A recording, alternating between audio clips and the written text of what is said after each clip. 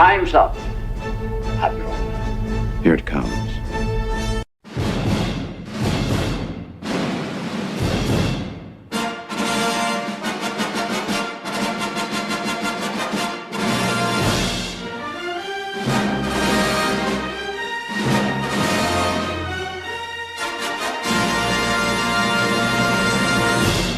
Fade in. If somebody's going to try to blackmail me with advertising, blackmail me with money, go f yourself.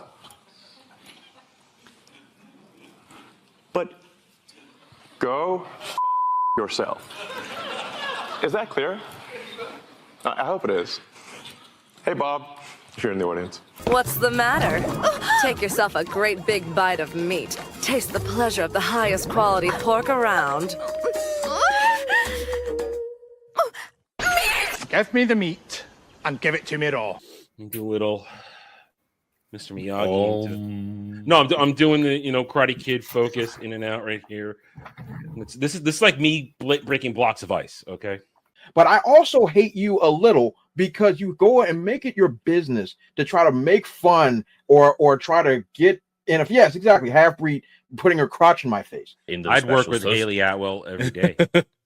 But with two hands even. Yeah, you're here to bang women. I want it to be a good film. This is what I want going into this. But I know for sure I'm going to be bent over and unspeakable things are going to be done to my hiney. And I don't want that. But I'm so apathetic to Star Wars that this episode could have featured Yoda riding on a dildo being wielded by R2-D2, and I would have the same reaction. Yo, you let it don't hit the back of your throat. Have you no shame? It's going to be some freak mess. You know it's going to be some weird freaky-deaky, like, he became one with Reed Richards for one day and bust a fat nut that one moment, and now I use it. It's great. It's great. It's fantastic. You have to understand the glory of a good back scratcher. I don't know. I didn't know what I was missing all these years. It's fantastic. I'm tired of hurting my left arm to try and reach around. Box office.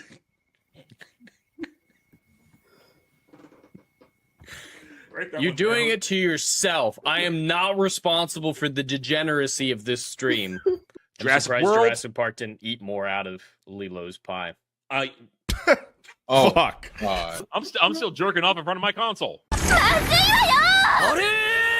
Please, sir, can I have some darkies? This is Harlem, baby, and we doing nothing but blackity. I'm like, listen, sir, can we just have a superhero show? The cops are on my back, Luke. You gotta get these blue folks up off me, dog. I'm like, bruh, how much more of this I gotta watch? But it was a space battle. It's a visually impressive object all over. I'm colored. Shut up. It has shown us one thing. The fake fans, the stands, they show up. They showed up for all of these. But they're not an audience. Nope. They're a bunch of weirdos hanging out in a parking lot watching each other do weird shit. Oh God. I don't know where I come up with these. They just happen. Are you out there watching them watch them? I can hear them from where I am. That's the a lot of squelching. Yeah. Listen, at least I don't have to clean it up. That's good. I am shocked. Shocked. Well, not that shocked. Again, I went to go see Deadpool last year, and Captain America trailer played, and somebody thought that was Hawkeye. I mean, it is. Well, no, it's I hang on, brain. Win it, but hey, I need a restart. Hang on. That Dermy comment broke us both because I heard Falcon too. No, I heard Hawkeye. You heard Hawkeye, but it's like Hawkeye. There's 3 all wrongs right there. I heard Hawkeye. What? But we don't want Revan touched. No. Agreed. You don't want anything good touched. No. Agreed. Yeah, because Disney Star Wars is a bad touch. It is a bad touch. Touches you in the bad place. It's a bad touch. Show me on the doll where Disney Star Wars touched you. I need a bigger doll. Oh God. There's no doll left. There was high top fade, Dre. There's been so many over the years. Cornrows, all of them. Just let your soul go. Just let it shine through. Just let your soul, baby, feeling oh so silky smooth. And I gotta say, any person who uses a Funko Pop or gets a Funko Pop immediately disqualifies themselves from any fan discussion. Unless you're getting it for a mocking reason to make fun of something. That's okay. I Or if it's a resent gift that. from someone. Both of y'all suck. I hate you both. If it's a gift from someone who doesn't know better, that's fine. I have a couple of those. But if you're going out collecting Funko Pops, no, you're retarded. Funko Pops are awesome. I hate myself. I have a problem. I've got loads of them. You're a girl. You're allowed to do it. You're a it's girl. okay for girls. They're exempt. Dre, this is not okay. We need to have an intervention. I have a problem. I've got no shame. And these tool bags wouldn't know quality if it walked up and motorboated them. Because, you're going to motorboat quality. Wait, what? Quality boobs. You want to motorboat quality boobs. There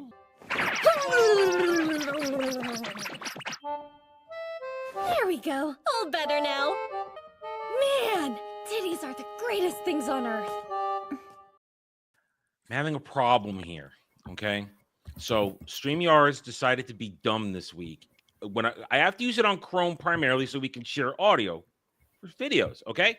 And some point between Tuesday and Wednesday, I suddenly can't share any other app unless it's Chrome through StreamYards. Now, suddenly, if it's on Chrome, I can do it if I go on Firefox, but I can't do it on Chrome, but I can't share audio on Firefox. And they haven't fixed it yet. It's retarded. So now I have to do everything on Chrome with ads popping up all over the goddamn place because the ad blocker only works in certain ways. What the hell? Hi, welcome to Roundtable, episode 185. In 15 weeks, we celebrate 200. My God. That's a lot. So stay tuned for that. Other than that, welcome everybody. We hope you're having a good Sunday afternoon. Listen. It was a weird night. I was telling. I had some crazy ass dreams. So did I. Mine are crazier. Yours don't count. Here. So I had a dream where I was sitting in a house with Bryan Cranston eating a pizza. I don't know why. Discussing random shit. And then at another point in the same stream of the dream, this is with no breaks, it evolved craziness. I was walking through a labyrinthine sewer system, but not a sewer, but like an underground facility with Rocket Raccoon from the MCU, finding and fixing robots and things from other franchises so that he could have a party. I don't know. Dre's trying to comprehend it. It was I have normally my dreams are transparent. It's like, okay, I'm sorting through the crap I'm going through. No, that was just wild and crazy shit last night. Wild and crazy shit. I have no excuse for what goes on in my head. There weren't even any sexy ladies. That makes it even worse. No babes, nothing. I'm hanging out with Rocket Raccoon and weirdo robots from other IPs I've seen over the decades. I don't know what's going on. Make what you will of that. Hi, Jed. Hi. Well, I'm currently befuddled and full of pity for you because that just sounds like you might need a little bit of professional help.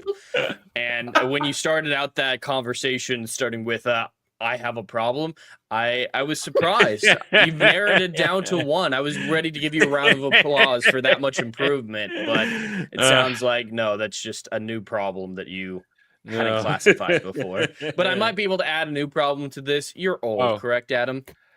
You all say I'm older than dirt, so yeah, might as well be. You're old enough that you probably remember the Gargoyles, a TV show from back in the day. Oh, Gargoyles is glorious. Yeah, Gargoyles is glorious. This might add a new problem to your day. Disney's officially moving forward with a remake on Disney Plus. Oh, I knew this. That pain is happening, and unfortunately, it's still in the works. Though they recently reconfirmed it. I mean, unfortunately, though, I mean, rumor is they're bringing back the original voice actors and stuff like that, which means it's going to sound proper, but it's probably going to be horrific. Now, unfortunately, you're not going to be able to get Jonathan Frakes to actually reprise his role because he was an actual human in that. He's too old now. But, you know, they could probably still get Marina Sirtis to voice Demona.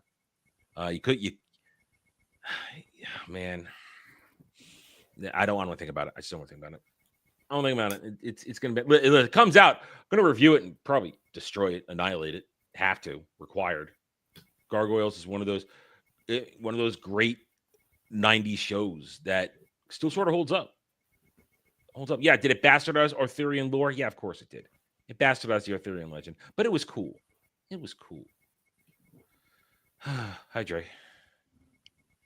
Hey, everybody. Good afternoon. Now that all that insanity is out of the way, sweet Jesus. Yeah, feels good to be back with you guys. Wonderful. I also had a dream, Adam. But my dream involved Brooke Burke. Ooh, I thought you were going to say Brokeback Mountain. No. I understand. I know who Brooke Burke is. I know who Brooke Burke is. Yeah. Yeah, involved Brooke Burke. Yeah, I've been watching a lot of Penn and Teller Fool Us. Mhm. It's since me, my wife, my son, we've been watching a lot of daytime TV lately. And so like for those that don't know who Penn and Teller is, they were a duo for many, many decades of up close magic and stuff like sleight of hand and all that other stuff. One didn't talk, one was a big talker, whatever. And now Brooke Burke is now the host of the show, and she came on the joint. I was like, oh my god, she still look good. Oh, she still looks good. Oh, that's good. I was like, that's Brooke Burke. I'm like, my Lord Jesus and the Shepherds. Yeah. I'm like, now we're getting somewhere. She has shown her titties. Oh, she has shown. Her titties. Without question. Mm-hmm. Oh, without question, 110%. So yeah, so that was a nice little blast from the past. But things have been going okay.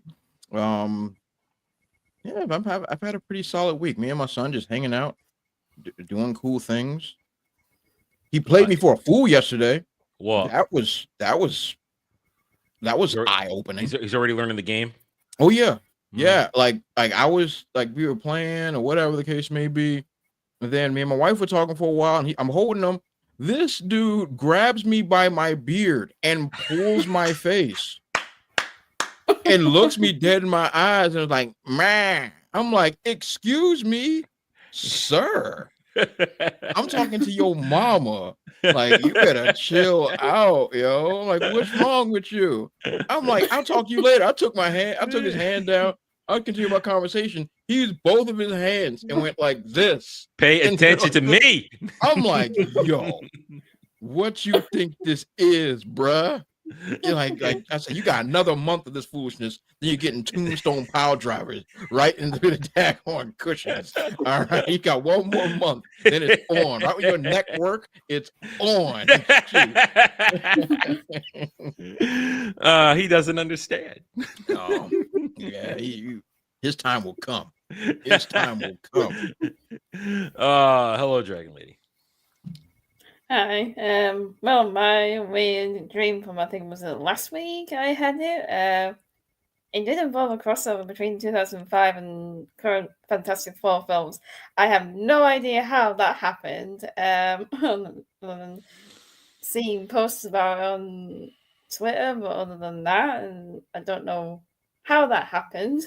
And I'm wondering what I just dreamt.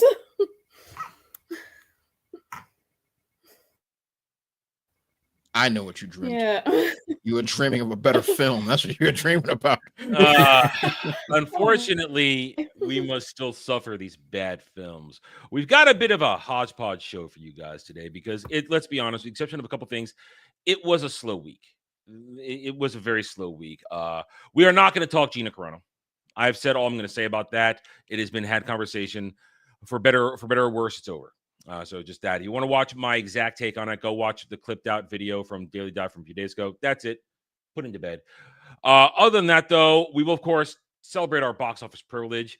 The summer box office busts. Because it was a summer of busts, essentially, of all these big things. I mean, Dinosaurs made its money, but it didn't quite reach the heights of what it might have been able to do if the franchise was a little healthier.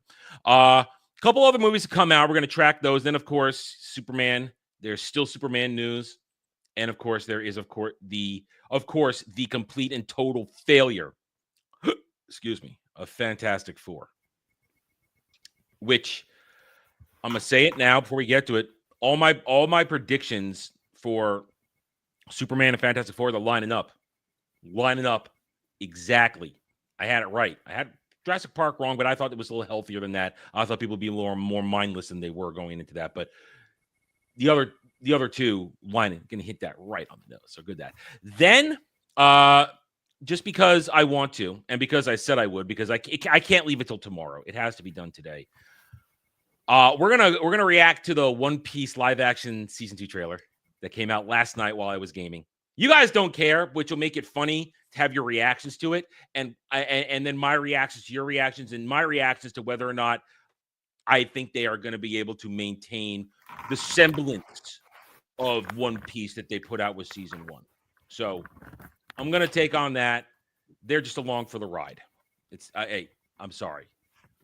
I'm going to do what I want. Anyway, then I want to have a talk because we've touched on it before, but I want to have a discussion about the fact that they simply cannot make television anymore in a proper fashion. Not so much quality, but actually make it. They cannot actually make television. And then if we have time, I've got another topic I might broach. I won't say it now in case I feel like it ain't gonna stick either way. Anyway, hail and howdy to everybody in the chat. I hope you guys are doing well. Hail and howdy to my mods, Legatus, Algram, and Ruben X. They are here to keep the peace, do their job. Hail to Static. Hail, Frank. How you doing? Hello, Weasel. Weasel, who was along for the ride of last night's Saturday ramblings for about like 2.5 hours. And then we had to kick him out for 2 seconds so we didn't spoil for shit for him for an anime. So Weasel was being a good sport last night and just sitting there while playing ESO. I think he said he was playing ESO. I don't know. But anyway, hell to everybody else in chat. If you're not chatting, hanging out, we're perfectly happy to have you here. We appreciate your support. We hope you're having a good time. Best way to do that, hit that like button. It's a simple thing. If you hit the like button, it will like you back. Think of it like that. I will like you back because I appreciate your support. Anyway, so let's get started. We're not going to play. You haven't slept? See, I at least went to bed at some point, much later than I should have, but I did. And my weird dreams are my punishment. See, I mean, here's how bad it was. Like I said, there were no sexy ladies. A few nights ago, there was like a black and purple-haired, big titty goth chick in my dreams that was there to heal me and heal my mental health. And she didn't come back. She didn't come back this time around. She realized you were too fucked for a goth chick to help. She was ready to do weird and wonderful things to me, and I was there for it. But then I woke up, unfortunately. I never got that far. I know. You scared off a goth. That's impressive. I didn't scare off a goth. I just woke up. No, she didn't come back. She ran for the hills. She wasn't real. She was a manifestation of like whatever lustful desires were buried in my subconscious that night. Okay? Listen, you two got wives. I got nothing, all right? All I have are my dreams. My desires that will not be fulfilled. Okay? All right. You can do it, Adam. You can do it. You can do it. Just don't mess with no young women. Just don't do that. What's the cutoff? Listen. I hope and pray every day. All right, let's get the box office. All right. Naked Gun continues to do fine on its budget of, I believe its budget was, I remember being 60 million. It's still got a ways to go to break even. Yeah. I don't know if it's going to make it. The DVD sales, if they get that far, might be okay because comedies seem to do better these days. But I want to see this movie now because of Pedro Pascal, but also I found out in the credits, they made fun of Netflix. I don't know if you heard about this. No, I did not. In the credits themselves, it says Netflix password, and they give you a fake Netflix password just to make fun of the whole password sharing thing. Making fun of Netflix and Pedro Pascal is a good way to get me to go see a movie. Now, I did read yesterday that Liam Neeson says they have no plans to make any more of these. This was kind of a one and done, just to make just to have some fun, make people laugh, and be done. And also, Liam Neeson's in his 70s, not exactly, shouldn't be. If they don't want to do it, he shouldn't want to do it. So I mean, I hope it continues to do well because as we talked about last time, a movie like this doing well is a sign of entertainment industry healing itself. Let's get back to normalcy. Absolutely. I agree with that. Yeah. So I don't plan on seeing it. I have no desire, but I hope it does well. I have no ill. But even though people are enjoying it and I want it to do well, I still might. I was a little more negative on it when I made my predictions earlier. I said, "Who the hell wants to see Liam Neeson as Frank Drebin in A League of Gun?" Apparently, people do, but not in enough numbers. So I still might technically be right. It still might be a financial failure. It still might be probably more than likely just because of the budget. But at the same time, those that have gone to see it are enjoying themselves, and eventually, I think I want to buy out time to go and see this movie, just because I want to support something that people are enjoying. That's actually legitimately fun. So I definitely want to buy out the time. Hopefully, this week I can steal some time to just go and see it and just kick back and laugh. But more than likely, this film is not going to be a financial success. And in my personal opinion, I don't think that was the point of this film to come out to make a bazillion. Like if it did, I think that would just been great. I think this was a kick in the teeth just for the comedic industry, to just come and just like, hey guys, we can have fun again. And I think it's going to accomplish that. And if it stays in theaters long enough, maybe. I mean, word of mouth is good, but maybe it might. I mean, it's not going to make any money, but maybe it might. Seems more like have a passion chance project. Yes, exactly. Like I don't see this joint making money at all. But if it's somehow, and I mean somehow, broke even, that would be a heck of a win. As far as this genre is concerned, because this genre's been dead for about a decade. Oh, comedy's been dead because nothing's funny anymore. Yeah. Nothing's funny anymore. I mean, these are very, very low domestic numbers. It's, single digits the whole time. It hasn't had double digits since its premiere. A week or so ago. So, and international, I don't think people are clearly they're not interested at 23 million international. So, then again, I mean, let me see if let's see its release. Where has it been released? It's everywhere. Then again, is this a staggered release? A little bit. Okay, a little bit. Looks like there's a bit of a staggered release here and there. So, but I think the major markets are already out. Yeah. My eyes are not deceiving me. No release in China, but they don't really care anymore. China doesn't matter anymore. Let's be honest. It doesn't matter anymore. Europe has it. So I guess, listen, like you said, it's not going to make money, but we want it to do well for the health of the industry and the healing. Let's get back to normal movies. This is a normal movie. It's a normal movie. So best of luck to it. Now, another movie came out this week. I personally have zero interest in this because I'm not into horror. I am not a horror watcher. If I was doing Mel Mondays this week, because we do it every other week now, I would ask Sam what he would think of this movie because Sam is my horror guy that I go to. But Weapons, which is people are really seem to be enjoying, has a pretty strong start. Do we have its budget? Budget of $38 million. Yeah, beautiful. There you go. Beautiful. That is that's a number everybody can live with. $38 million budget. Adam, we're rolling back a few decades with those type of numbers. Out like with very few exceptions. I think like the first Joker was the only movie that I can remember as a hit that was like cost a shoestring and a piece of gum. like in this film, people are enjoying it from what horror fans. I've heard everybody pretty much enjoy this. Horror fans are into it and it's showing. The box office is responding accordingly. 1 week, $70 million.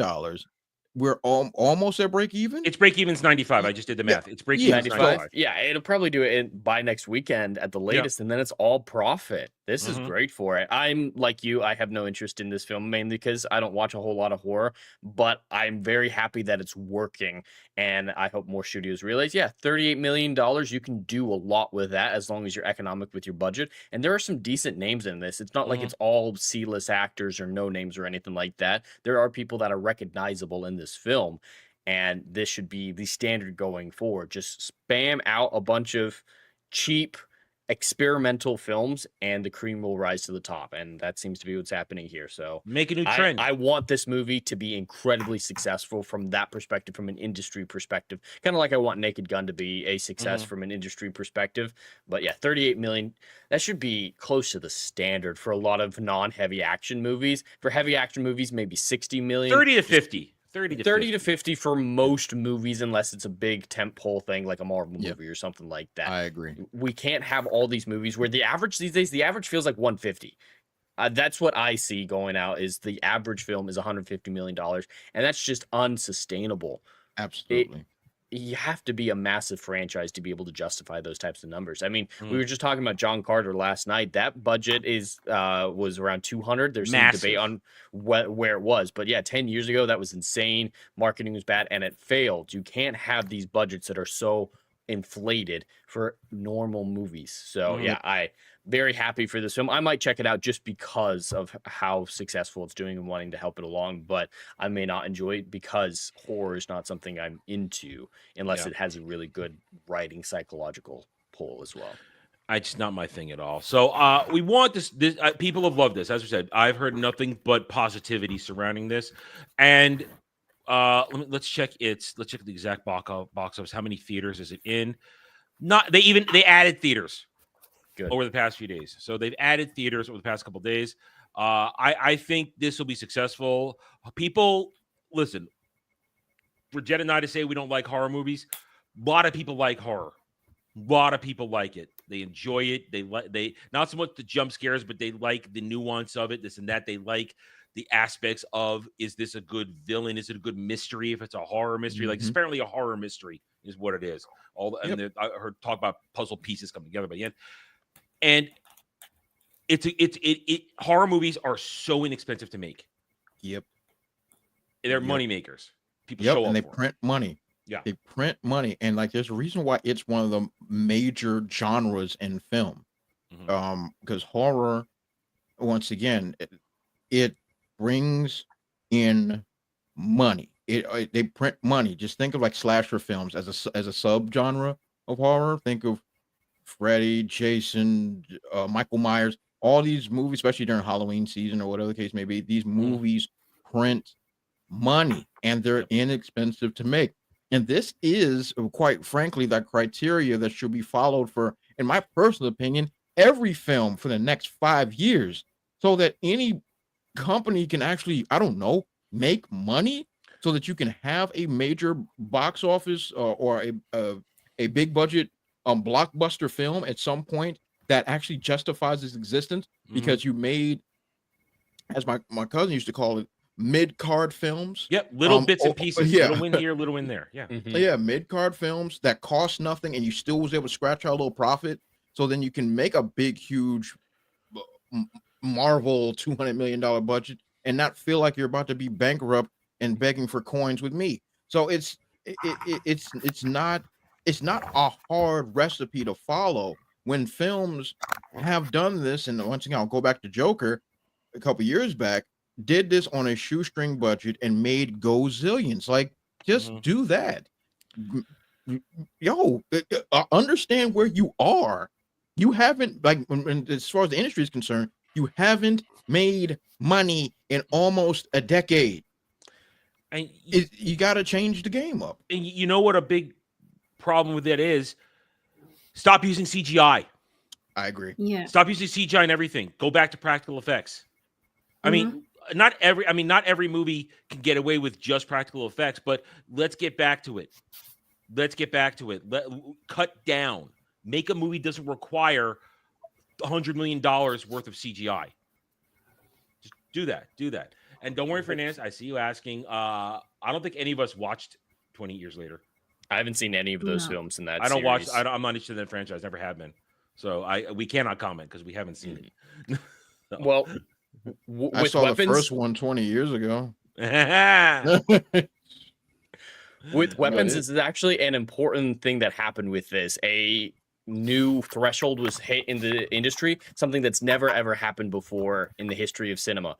Warner Brothers has had 5 movies in a row now, or 6 movies in a row now, that have had $40 million openings in a row, and 3 of them were original films. This is the first time that's ever happened from a single studio. 6 films in a row that are that successful. I mean, not all these movies are going to make money. Like Superman's not going to make money in the end, but that is a consistent trend. And with original films being in there in competition is a great thing. We need more originality at this point. We don't need more video game adaptations, even though that was some of it, and just all these endless sequels and reboots. Sinners, I haven't seen it. Heard it was good. Very successful for what it was. That's a win, I think. Just like this is a win. Even though I'm not interested in all these films, we need more films like these that are successful to help change the tide, to help make Hollywood successful again. What we're asking for isn't something crazy. We're trying to help Hollywood by calling for these things. Go back. Because we want Hollywood to be successful. It's not like we're haters who just want to see the whole thing burned to the ground. We want it restored to its former glory, and this is a great way for that to happen. Just go back. Just go back. But there's a problem. We're going to talk about that later. I think that they've lost the recipe to go back in a lot of ways. The people that used to do this are either some are dead or some are not willing to come back. And those who are left, both in movie and television, are now streaming. They don't know how to do it. I mean, let's be honest. Disney is wedded to CGI monstrosities or terrible animation. That's simple. All right, we got another one here. It was released Freakier Friday. Oof. On a budget of $42 million, though, but that's roughly the same. It meets its break even is a little over 100.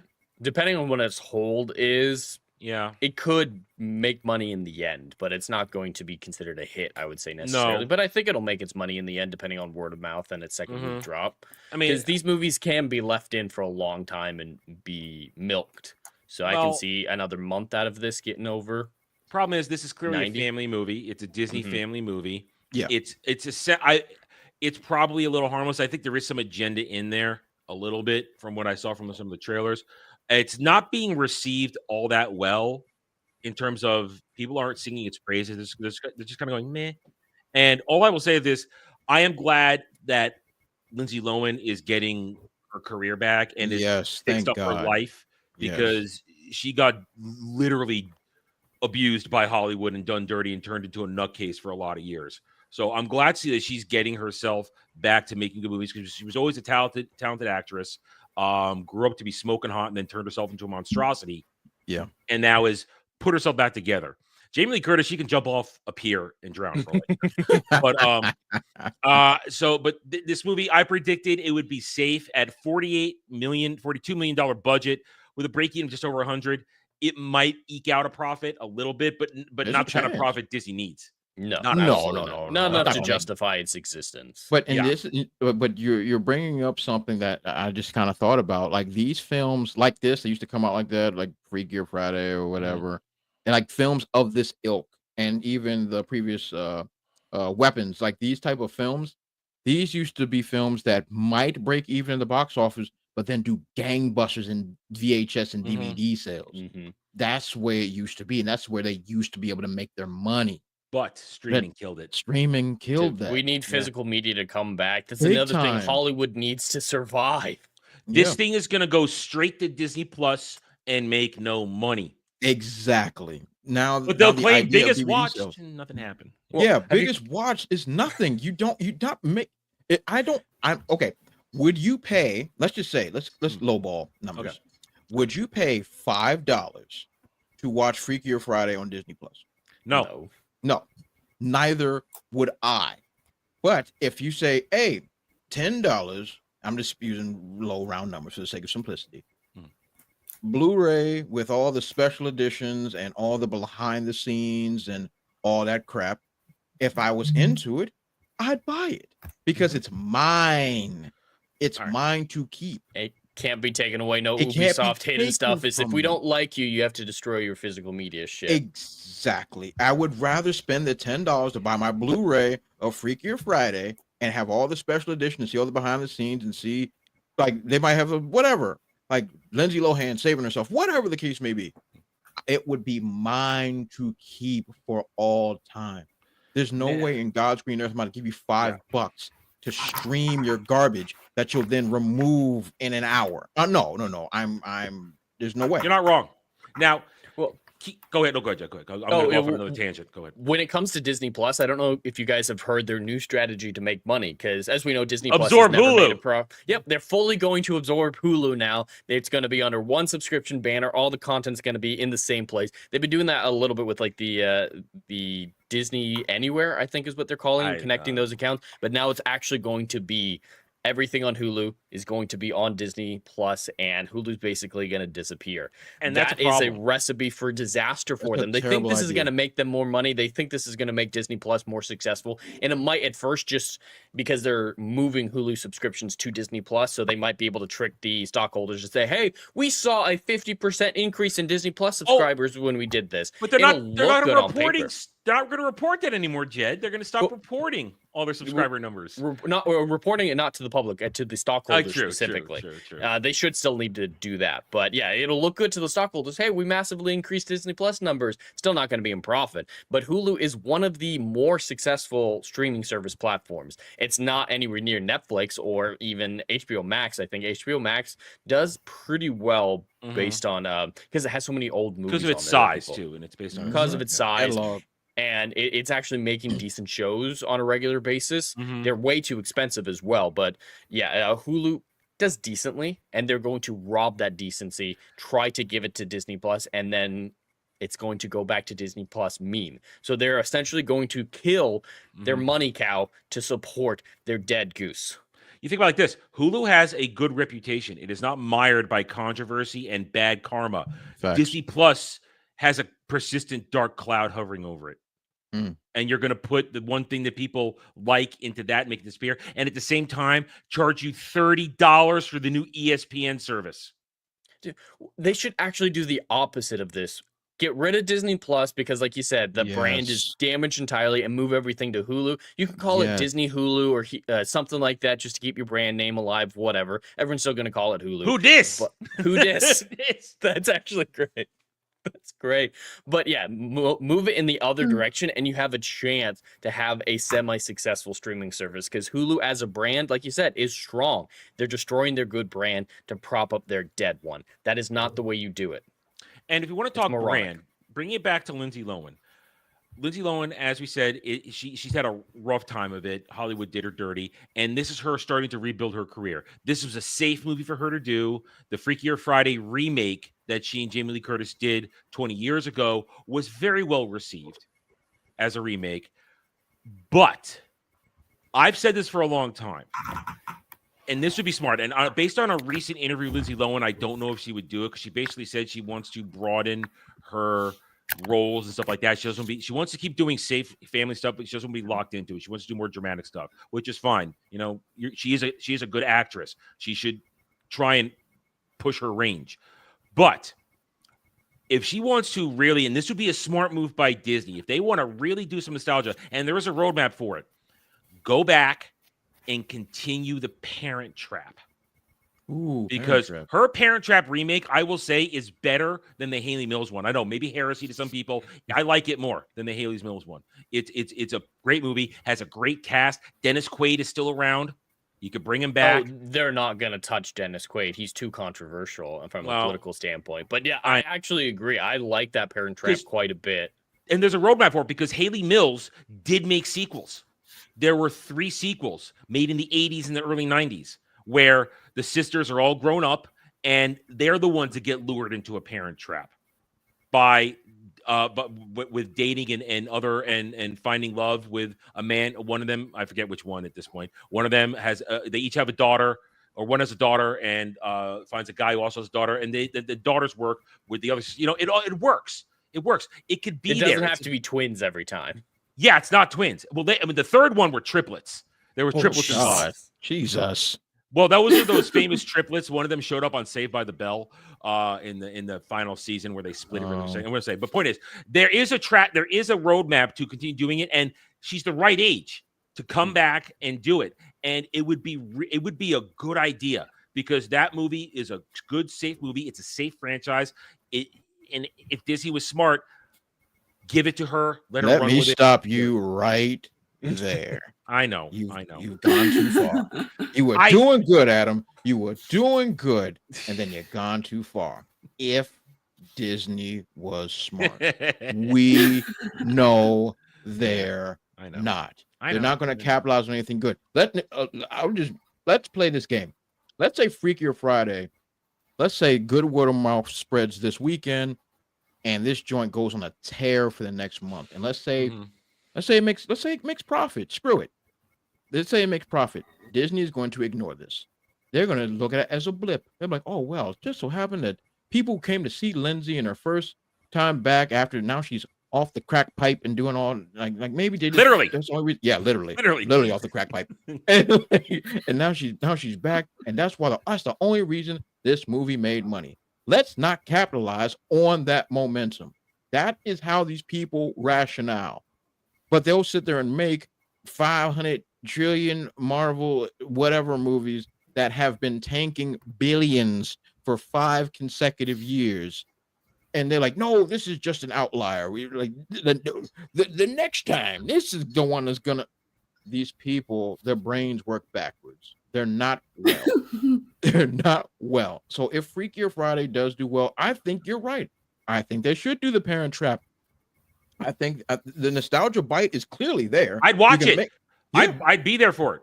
Yeah, I would. It's clearly there. People are into like old school nostalgia. Make that joint a shoestring budget and watch the money come in. Yeah, easy. But these people are dumb. It ain't gonna happen. No, it ain't gonna happen. Go back to safe things. They are dumb. You know who's also dumb? We mentioned it. Warner Brothers is dumb. Warner Brothers is dumb. And people who are trying to pretend that Superman is going to be a success are also dumb. It's over. Here we are. And have you heard the release date for streaming digital? I have. Dre, have you? Nope. August 26th. Oh my. Officially. It has 16 days to make $400 million. That's crazy. Mm-hmm. This joint's not going to break 650. It ain't. I'm in my window. Yeah, you're definitely in your window. I said 550, 650. It's going to struggle to get to 600 because let's look at the box office this week. Here we are. Today is the 10th. Let's go back to the 8th. The Friday to Friday drop off, only 2 million on a Friday. 3 million yesterday and estimated 2 million for today. Over. Yeah. The domestic is done, and the international. There's no international. The international never showed up. The domestic was carrying it, and now everyone's just using that domestic number. They're like, "Hey, domestically, it's made more money than Man of Steel and BVS. It's the most successful Superman movie." No, sure, it's making more domestically. It's still an abject failure, though. You can't rewrite the history of the world to make this movie seem successful. And inflation. Inflation is a very real thing, and I've seen the arguments online saying why people keep using inflation, because if you use inflation, this is still the lowest Superman movie ever. It doesn't matter because of how much money these films cost to make. It doesn't matter. Even by their fudged numbers at 225, it still hasn't made a 225 100, which we know is bullshit. It hasn't. It's not going to make a profit. It's not even going to make that from those fake numbers that they put out. It's still not going to break even. It doesn't matter what metric we use. It's going to be a failure. And I just looked it up for comparison. The original Superman movie from 1978, adjusted for inflation, would have been $1.4 billion in today's money. That's what I'm saying. That's why inflation is important. Look at ticket sales. That's why I wish that metric were out there. I know why they don't, because they want to cover that up. But that would be an easy way to tell how success changes over the years. And even without adjusting for inflation, the 1978 one made 300 million. That's not that much lower than this. And Jed, our favorite Doctor Who metric, more people in the world, less people going or watching. Exactly. And the tickets are twice as much. Just think about that. Yeah. The tickets are twice as much. Fewer people have gone to see it, and it still can't make any money. And it's insane. We have stuff like this. James Gunn addresses a fan's question that Superman earned $650 to break even. No, it's actually more than that, but before we had session. James Gunn, anyone saying that doesn't have an understanding of the film business, and we would be idiots to make a first in a franchise film that would need to make that much to be profitable. Is he insane? He's a liar. I actually, this might be controversial. I actually think he's 100% correct in this statement. This statement is actually true, which is surprising coming from James Gunn. It is moronic for them to have done this, and 650 is not the correct number, like you just said. You don't understand the industry if you think the break-even point is 650. It's actually closer to $1 billion. So everything he said is true, just the framing is incorrect. So I actually have to give him props for being honest. It was moronic to do this. He's honest while lying at the same time. Yeah, He's honest while lying. Yeah, it's like he's lying by omission. Like it's like, oh no, we would be insane to do something like that. Like, but you didn't because it's more. So yeah, maybe you shouldn't be in charge of a studio. Telling the truth, but my goodness, man, come on, it's that. I don't. Why gaslight? We already have the numbers are out. Why lie? You just make yourself look ridiculous. And like you said, even the fake numbers that he's talked about, this isn't a success. So we have your fake numbers and we have the Ohio real numbers. This shouldn't even be a conversation. What is his imaginary break-even point? What is his imaginary this movie's success metric? Is it 500? Because let's say that's what it is. That's what a lot of people have been throwing at, that at $500 million, Warner Brothers considers the success, which is an abject lie. Sure, let's believe it. We're at $78 million of profit right now by that metric. Is that enough to justify its existence, Dre? Nope. No, it ain't. Not by any stretch. It can't even pay for Supergirl's budget. That is wild. Yeah, and Supergirl's done, and James Gunn is now going to start writing the next one. I don't know if you guys saw the James Gunn interview recently where he talked about his history as a superhero filmmaker. He believes that this is the first superhero movie he's ever made. He thinks Super wasn't, apparently. It was a delusional person, not a hero. And the Guardians of the Galaxy movies he classifies as space adventure. They're not actually heroes. And, of course, the Suicide Squad, they're bad people, so they're not heroes, so it's not a superhero movie. That is some serious cope. Yeah, so yeah, he's like, I don't like being known as the superhero guy because it's not true. I've never made a superhero movie before this, so maybe know me as the good movie guy instead. Well, he's not that either. So, no. Okay. See, there's a problem with quote unquote artists, and this is an issue that's not just film wise, but also writing, art. You are what you are. And there's no shame in being what you are if what you are is good. But if what you produce is superhero films, it's what you do. Because he thinks of the idea of like, oh, I'm not that guy. I'm not typecasted in a certain expression. You know, he's not acting. He's not typecasted as that guy. Bro, you're that guy. Why do you think DC... You're the head of a superhero movie studio. What do you think this is? You think they picked you because you don't do superhero movies? Yeah. What are you talking about? Like he's talking nonsense. The man is sniffing farts and drinking piss. Okay, there's something wrong with this guy. And what's wrong with all of them? But just acknowledge what you are. Can you do a Peacemaker? I mean, like everything he's doing is in the superhero genre. Bro, just accept it and just accept that you failed. It's okay. Just accept it and do better. Well, he can't accept it. He can't accept failure because then that shatters the mythos of James Gunn. Ugh. That he's the perfect superhero guy. He can turn anything out there into something. Yeah, he could. He shouldn't have touched something mainstream like Superman. And I come back to it. This movie, you either love it or you hate it. There's no in between. It's a literal 50-50 split. I don't call that a success in terms of zeitgeist and pop culture, whatever. I call that missing the mark because I forget who it was that said it. It might have been Ryan Johnson that said it. If people are angry at his movie, he's happy. I believe it was Ryan Johnson that said that. That's not a metric you should be aiming for. Everybody, you should have as much people liking your movie as possible. You shouldn't make something that is going to be divisive. Oh, but the problem is James Gunn made a movie for James Gunn. He didn't make a movie for audiences to please audience. He did it what he wanted. And unfortunately, people buy into him. And some people are so desperate for a good Superman movie, they are being cognitively dissonance, whatever. No, I know what I'm saying. They're forcing themselves to believe a reality that isn't there in order to not face the reality that not only narratively was it a movie a mess, but also production-wise, the movie was a mess. And it didn't look good. The CGI was horrible. The costuming was, comic book pop, but that amalgamation suit was a disaster. Everybody else looked stupid.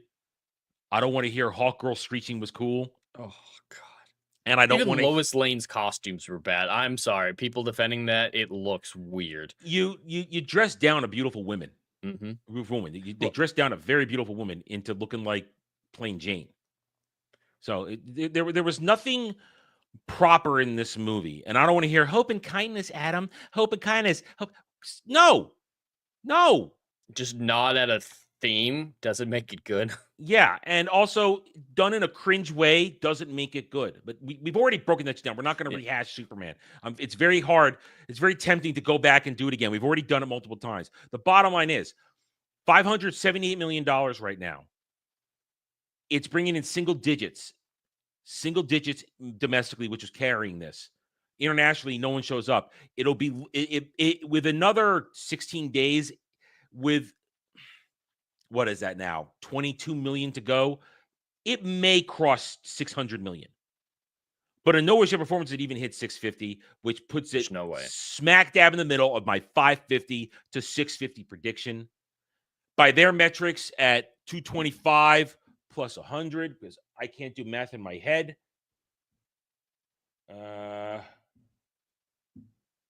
We'll do it times 2 because they're claiming the budget known. 650 is their break even with their known budget. With their fake budget. The marketing they claim 100. They claim 100. Oh, so they claim one. Okay. So I only multiplied it by 2 and not 2.5. Mm-hmm. So they claim their marketing was only 100, which is bullshit. That marketing campaign was 200 million. Hollywood Reporter reported on that 150 to 200, probably 200. So even with their fake numbers, they are going to lose money. We know the real numbers. Real numbers are $600 million. Yeah, times 2. That's a $1 billion break even. More, actually. So they're full of shit. They're full of shit. James Gunn, all of them, and everybody that supports it. You can like it. Just admit it's a bad movie. Adults do it all the time. I don't think John Carter is a good movie that we watched last night, but I enjoy it. So it's okay to like bad movies as long as you can admit it. Several times talking about Larry the Cable Guy, the health inspector. Oh God, that movie's terrible. I love that film. It is absolute garbage, and I love every freaking second of that white trash hillbilly nonsense. I love it, but I can admit it's a bad film, but I love it. I don't know what's so wrong about saying that something that's bad, but that you enjoy. We do it for everything else. Like it's cognitive dissonance. It's McDonald's. Emotions are reality to these people. So if they emotionally love it, it must be good. And that's the only way that they can see the world. McDonald's is bad.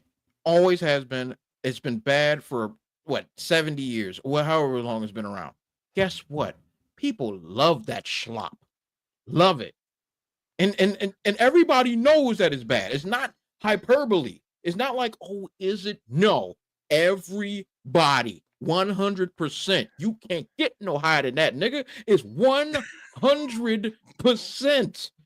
You Dre, can't. now it's bad and too expensive, just like everything else. Yeah. Big Mac, $12. Are you smoking crack? Nah, baby. No. They I might as well might be go to back in Five the Guys. kitchen. Well, you can see the kitchen. But I mean, it's wild. It's yeah. wild. But yeah, admit but it. that's It's the not thing. hard. Not It's hard. bad. But people love it. It's just when it comes to entertainment, people just have this tribalism. I guess that's all it is. And our gun hugs. People just wake up and All right. smell the britches. Perfect example. I mean, off the top of my head, something that is not a great movie, but I suddenly love it. My Christmas movies this year, I tapped into a new Christmas movie. The Ryan Reynolds movie, Best Friends. It's Christmas movie. I watched the hell out of it. That movie's not a good movie, but it makes me laugh every time. And I watched it multiple times over Christmas. I fell into a loop of just watching it over and over again. It's not a good movie, but I like it. I like it. Ryan Reynolds makes me laugh. That it's got a bunch of sight gags that just make me crack up every time. It's just dumb, stupid idiocy, but I like it. But I know it's a bad movie. I know it's a bad movie. It's not a good movie, but I like it. I can admit that. I'm not afraid to. So it's not hard. It's not hard. So all I want is for people to admit its flaws. There are many times, like Ditch just said, we will discuss a movie on Drive-In and we will talk about its flaws more than we like, but then say, yeah, we still like it. We're still going to give it X rating because we do like it. Our subjectivity on it is still present, but we can acknowledge its flaws and say, this isn't a good movie. That seems to be a problem. People need to tie themselves to things. And if you insult it, you're insulting them. They make it part of their identity. Mm-hmm. It's an empty existence that you have to live if the entertainment that you consume defines your identity. Stands. Look at Stan. Yeah. Stan account. It's unhealthy. Mm-hmm. I love Doctor Who. It's no fucking secret, but it's never been a part of my personality. I'm not going to use Doctor Who as my profile picture. I'm not going to just immediately have to talk about Doctor Who in every conversation. And if somebody comes to me, is like, yeah, I tried to watch the revival with Christopher Eccleston and I just couldn't get into it. I'm not going to go, you're a bad person. You don't understand what you're missing. You're hurting me physically. That would be moronic. Yeah. These are people who haven't matured. It's a basic sign of maturity and adulthood to be able to separate emotions from reality. Kids start to do it at the age of 6, I believe, from a psychological standpoint, being able to put themselves in other shoes and from an empathetic and a logical standpoint. These people are that immature that they're unable to do that simple thing. And it's not good for our society, I think, as a whole, if we're so obsessed. And this comes from every group of people these days. I'm not talking about one side or the other politically or one side or another on a movie. Everybody. Just in general. Everybody is so obsessed with how they feel about something that they can't talk about what it actually is. And that's damaging to our society. If reality is being subjected to emotions, nothing's real. Nothing matters. Now, I'm not saying don't argue with somebody. If you, like you said, if somebody says, I don't like Doctor for these reasons, my instincts are, I'm going to nerd argue and try and say why it's good. Yeah, that makes sense. But if I will quickly realize, is this a battle I can win or not? And I'll realize, okay, no, I'm never going to convince them, but I'm at least going to make my case. I'm going to make my case on why something is good, why I like it. Mm-hmm. And yes, don't define yourself by it. Surround yourself with the things you love, but don't define yourself by it. And you need to have a real life. And we say define yourself by because the past few weeks, people have defined themselves by the failure of Fantastic Four. Oh my goodness. Here we are. 434 million. Anemic domestic, anemic international. Worse than Superman. And they're calling it a success. There are people legitimately saying that this is good because it beat Falcon and the Winter Soldier. It beat Thunderbolts. It's the best performing Marvel movie of the year. Isn't this so amazing, guys? No, that just means there's 3 flops for Marvel this year. Yep. Everything Marvel has been a flop this year. Everything. 67% drop the first week. Another 60% drop this week. That's so bad. I mean, say what you will. Friday to Fridays. Superman's hold was good that first week. It was more than we expected. This has been terrible. We had that 80% drop for the first week, and now another 61% drop week to week. This is falling apart. It immediately went to single digits.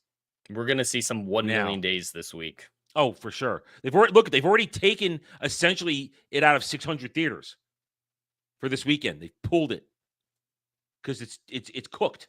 It's done. It's over. But there are some people who are just, they don't get it. They don't get it. Same with that. We talked about that a week or so ago. The Stan reaction to this, how they're so convinced, how they don't understand that it's a flop. They see 434 million. They think, oh, it made a bunch of money. Yay, hooray. And now it's failed on its fake budget of $200 million. Even with its fake budget of $200 million and its fake marketing of $100 million, we know that it was another $200 million marketing. Not hard with the push they did for that. This thing also needs north of $600 million either way for a break even. It's not going to get there.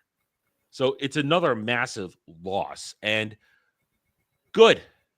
I mean, I don't want to belabor this too long because we've said our pieces on this over and over again. There's nothing new for us to say.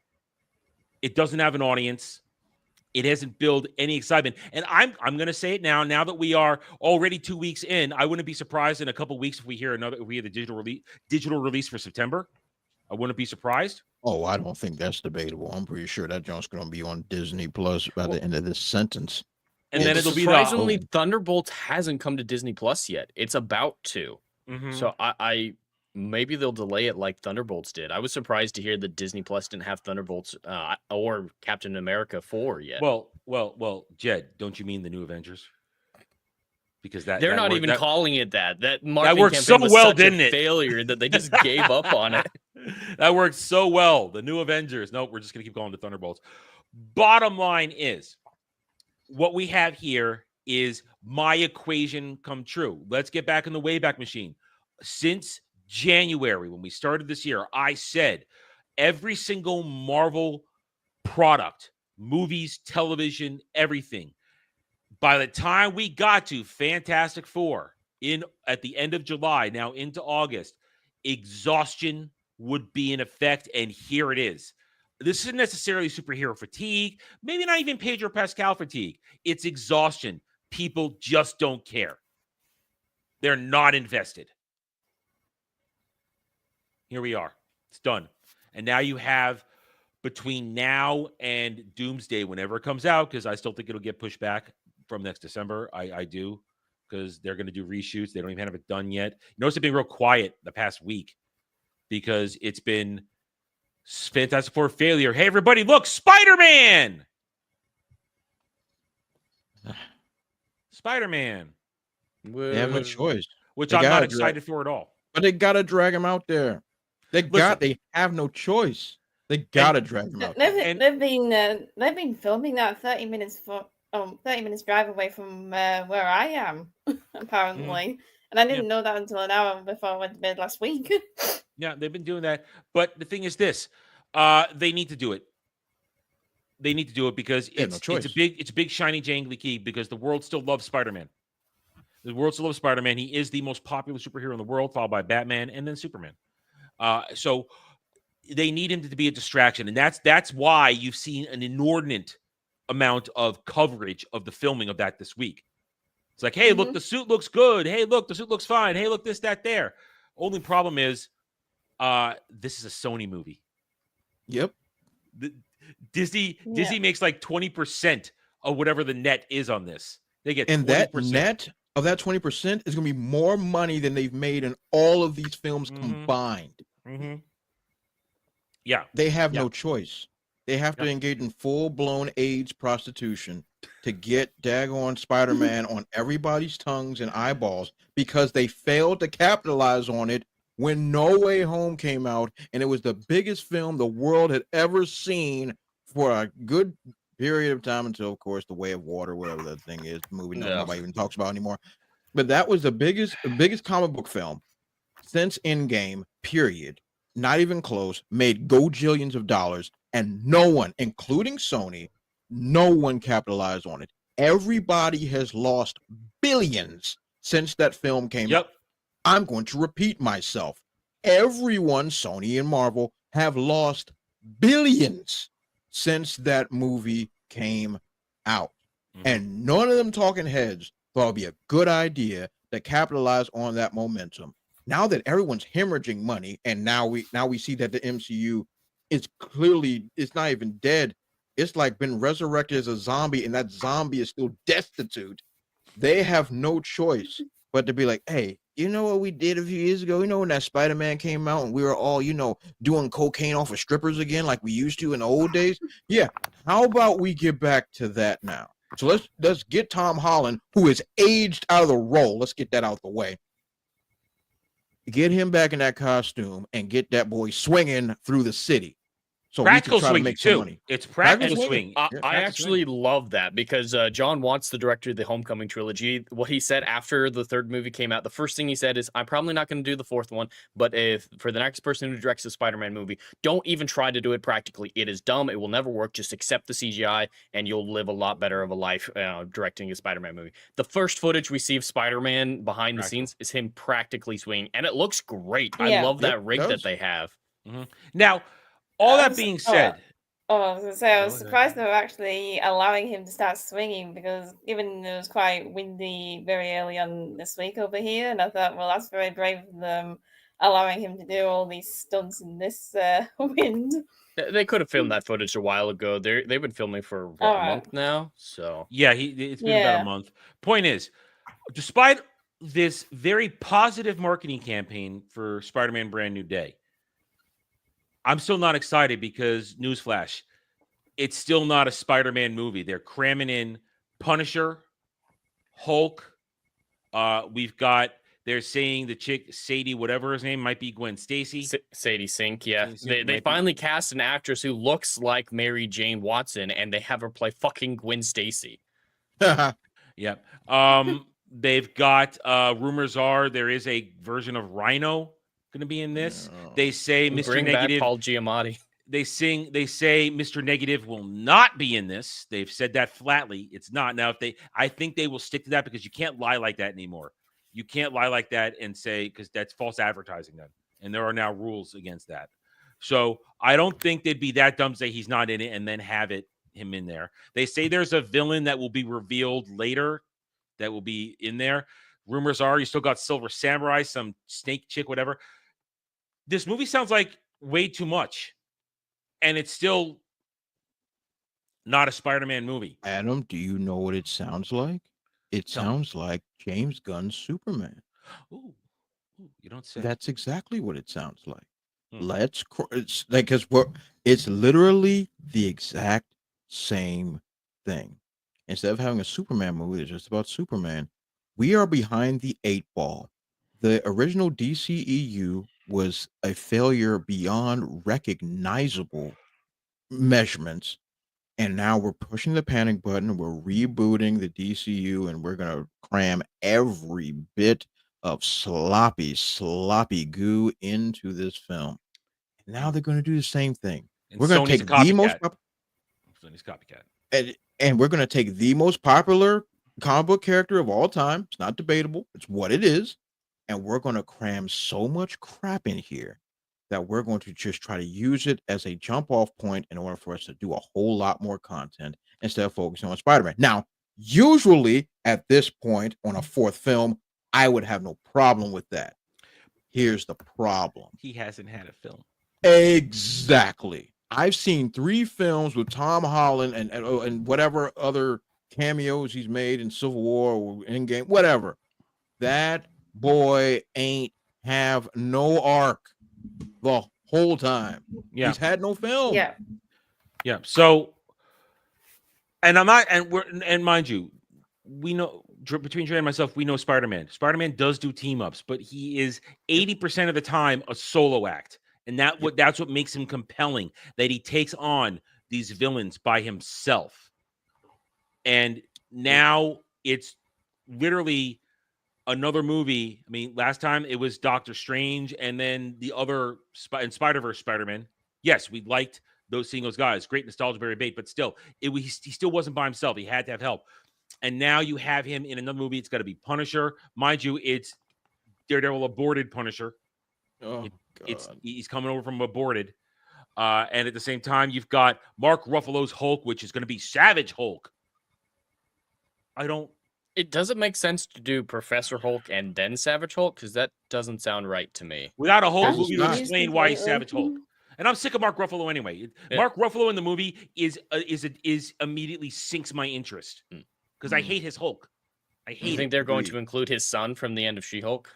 We don't. Well, talk does that about even count anything that anymore? happened Because in that She- was like, I don't even know if that counts. I am don't know. praying to black, white, Mexican, and Chinese Jesus that none of that stuff ever happened. That it was just a fever dream. We were all on bath salts and shrooms, and we just saw things that we weren't supposed to be seeing, and that my brain cells were sacrificed to the altar of Baal. That's all I've got, because that can't happen. Because I am going to hope and pray, because they went on record and said that the stuff that happened in She-Hulk for Daredevil didn't happen. Mhm. Therefore, we're going to Born Again. All that stuff never happened. So I'm going to assume that that the entire She-Hulk show was a fever dream. Mhm. We were all on drugs. They spiked our fruit punch. We saw colors and elephants, and then we're all just moving forward from it. If that stuff remains canon, we are in bad shape. Yeah. As a culture, we're in bad shape. I'm kind of hoping for a subtle retcon of it in No Way Home or a Brand New Day, where it's just like, oh yeah, both my parents were only children, just something like that. So he hasn't got any cousins. That would do it. He's got no cousins, so how can she exist? We're good. Some people are saying they're excited. Good for you, but once again, acknowledge there are already problems with this movie. Acknowledge, and it has, in the end, it doesn't have anything to do with Tom Holland. It has everything to do with everything else surrounding and orbiting him, which has kind of been the problem with his Spider-Man the whole time. To me, he's never been the problem. It's everything that's orbited him, MCU-wise. They just haven't known, they haven't had confidence or known what to do with him. And it didn't help that you saddled him with a fake Mary Jane. Oof. It doesn't help that you gave him a best friend that's nobody, then maybe they're going to turn to Hobgoblin. And it doesn't help that you literally you transferred Uncle Ben to Aunt May in the MCU. Yeah, they're talking about this week. They're filming a graveyard scene where but it's Aunt May. It's not Uncle Ben. You lost the meaning. I don't care how hot Marissa Tomei was. I don't care how good her Aunt May was. It's still not Uncle Ben. It has to be Uncle Ben. It has to be his blood relative. Because she's not his blood relative. She married in to the Parker name. That's facts. So I would love nothing more to have a good Spider-Man movie, but I don't think we're going to get it with Brand New Day. And but back to the original reason we got on this, between now and Doomsday, you've got Vision Quest and Brand New Day and Wonder Man. Who's gonna give a shit about those TV shows? No. I don't care how much. I don't care how good Terry Metalis is. Not interested in Vision Quest because you're still following up WandaVision and Mom. So there's no excitement for this. It's going to be another Disney Plus failure. And then when Brand New Day comes out, Brand New Day is probably going to do very well. I'm not going to lie. It's probably going to look good. Now, whatever its budget is, who knows? I don't know. We don't know. We can't predict it at this point. It's a little early, yeah. Little early. We don't know what the marketing campaign is going to be nuts. Oh, and now that we know. Now that, without question, Spider-Man is going to be everywhere. 150 plus marketing campaign. We can just slap that right on the front of the bus already. We already know. I say being generous, the break-even point will probably be 750. And it could do that because No Way Home did that, but No Way Home, nostalgia bait and good word of mouth. I don't know if this movie doesn't have that stuff in its arsenal anymore. It doesn't. So it might start well. What saves this is good word of mouth. If it's a good movie, people enjoy it. And you know what would have been really good? Keep it as distant from the MCU as possible.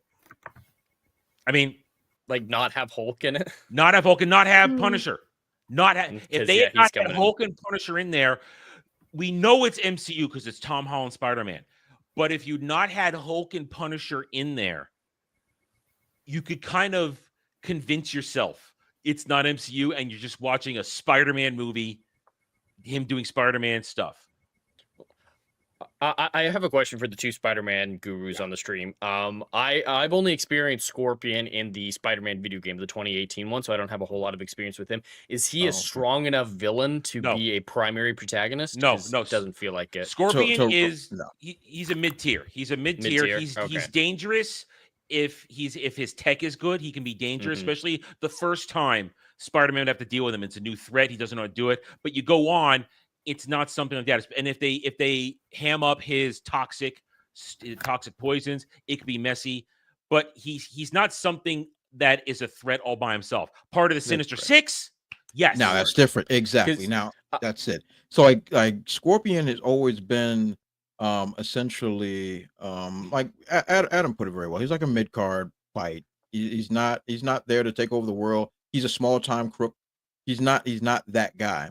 But if we're doing a Sinister Six, now we got Doc Ock at the helm. All right, we got Doc Ock at the helm.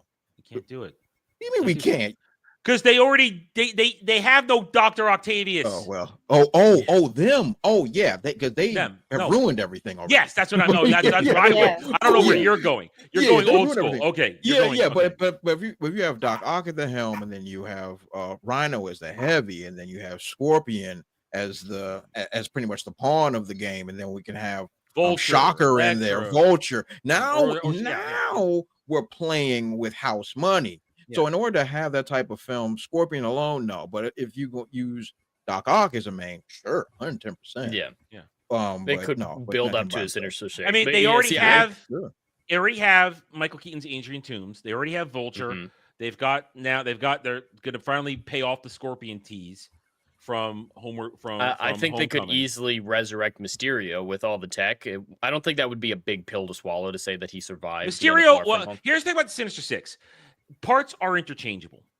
I mean, Drake can agree on that. You can several people can be moved around to be a Sinister Six. It's not locked in. But I mean, you could swap Shocker and Electro or have them both in there. But you do need a mastermind. You need somebody to hold them together. You need a Doc Ock to hold them together. Without Doc Ock, they don't, because they would all fight with each other is the problem. Because you need somebody smart enough to keep them focused and somewhat distracted from bitching and moaning about their own personal gains.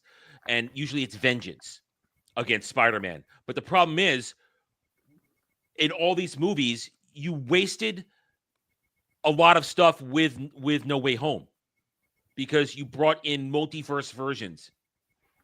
Now, of course, Green Goblin is never Sinister Six. Green Goblin is his own problem. In fact, Green Goblin is so high up there in Norman Osborn, but we don't have a Norman Osborn.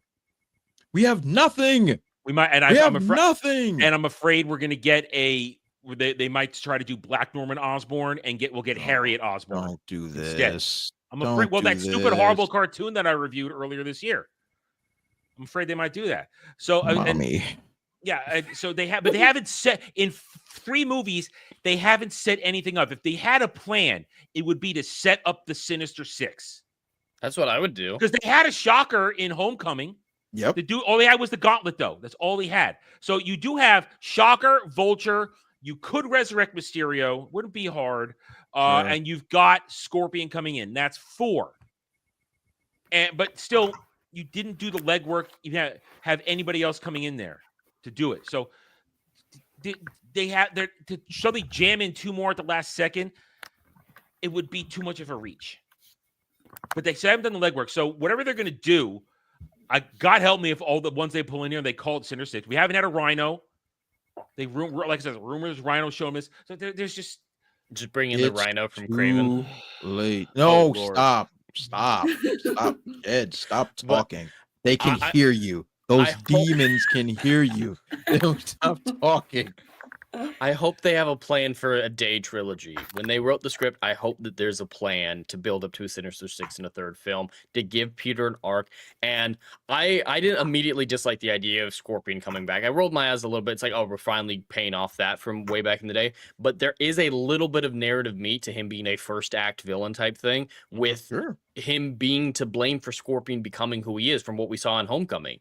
Because he Spider-Man's responsible for him going to prison, the disfigurement on his face. There could be a little bit of an arc, a mini arc, where it's like Scorpion's like, I blame you for this. These people, these deaths are on you. And Spider-Man's like, I was dealing with the Vulture. And coming to realize you have to do the best you can. And sometimes people are going to react differently, but that's not your fault. There's a mini arc. There's some mini narrative meat that could happen with Scorpion. So I hope that they paid that off. But with everything else going on in the movie, it's going to get drowned out, and I think he's just going to be the muscle. Just here's the point too, and I forgot to add in Vulture. So they have 5 of the 6. They have Vulture too, because they have Michael Keaton's Adrian Toomes, but he has like been no word whatsoever if he's involved in this. We would have known if Michael Keaton was involved in this. I hope he's not in this movie. I hope that they have a plan for a third day movie, and they build up to that. Well, the thing is this: even if they somehow tried to cram everybody in here, the fact that you have Punisher and Hulk. And it's already confirmed they're going to fight each other first. Spider-Man, Punisher, and Hulk are going to fight each other at one point. That's ridiculous. I know that there's always the meme of Punisher kills the MCU and stuff like that. And he's that dangerous. But one, this Punisher ain't that guy. No, he ain't. And two, they're going to put him in a fucking Iron Man suit to do it. It's going to be fucking BVS with a suit, like you're saying. Yeah. And some magic weapon that he gets his hand on that's basically Hulk kryptonite. Hulk is immune to firearms. And in this version of Peter Parker in MCU, he has his spider sense already since Far From Home. He has spider sense, so he could dodge shit. You can't shoot him. He's going to have vibranium bullets or some shit, and that's going to pierce Hulk's. God, no. So this I don't have faith in this movie. I would want it to be well, but there's too much MCU in it, and it's too sloppy. It feels sloppy right now. But they have a great marketing campaign going. They're already ginning up excitement. We'll see where it goes. So that first trailer is going to be very interesting to watch. That very first trailer. All right, so there's that. I have nothing else to say on that. MCU's in danger. And I want it to burn. I've said it before, and I'll say it again. All right, I'm gonna make you guys suffer now. One Piece live action season 2 trailer. Before that, real quick, Fernandez T for $5. Don't take our dreams away from us, please. That's all we got. Hey, if Neuralink keeps going the way it's going, maybe they can. No, I am not putting a chip in my head. No. I like what they're doing right now with like disabled people. Keep it there and you're good. Yeah. Keep it there. Don't don't make it a mainstream product. Yeah. Anything that's helping somebody that's disabled, I think that's a very nice thing. But don't put no chip in my head, because I'll just go to sleep one day and wake up in prison. So I'm just not gonna even do that. I'm like, wait a minute, what the heck? How that happened? You came in and turned yourself in. I ain't commit no crimes. Well, you said you did. So no, I'm good.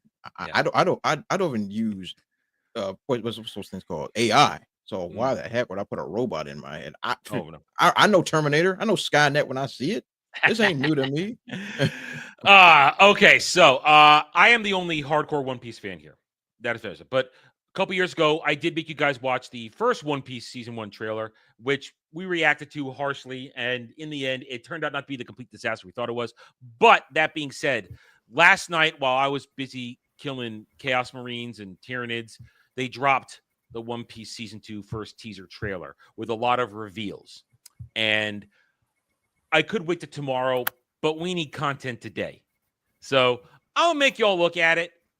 I'll pause it, get your reactions. And this is primarily for me, and you all could chime in as we go along. Reminder, One Piece live action Season 1 or Opala Season 1 was not the original disaster I said it was, but it wasn't great. It was not great. It had a lot of problems, and they have set themselves up for a lot of future problems. And One Piece or Opala Season 2, it has a somewhat middle bar to cover. And if they manage to stick the landing, they could get through this very safely. And it seems as though they may. There's a bunch of bullshit reporting going on right now. Oh, they've just announced they've gotten season 3. They had season 3 already. They were filming these 2 seasons back to back. So I don't want to hear that. Oh, season 3 before season 2 even comes out. No, they already signed a deal for that. Already happening because they split up the beginning of the Grand Line and Alabasta into 2 different seasons. So here we are. So now we have this here right now. This first trailer. I have only seen a couple of stills here and there. So you are now going to get my reaction, and I'm going to make my poor soul panelists suffer at the same time because I know they don't care. All right, here we go. Opala Season 2, first trailer, and it's still a year away from coming out, everybody. A year away. We'll talk about that in our next segment.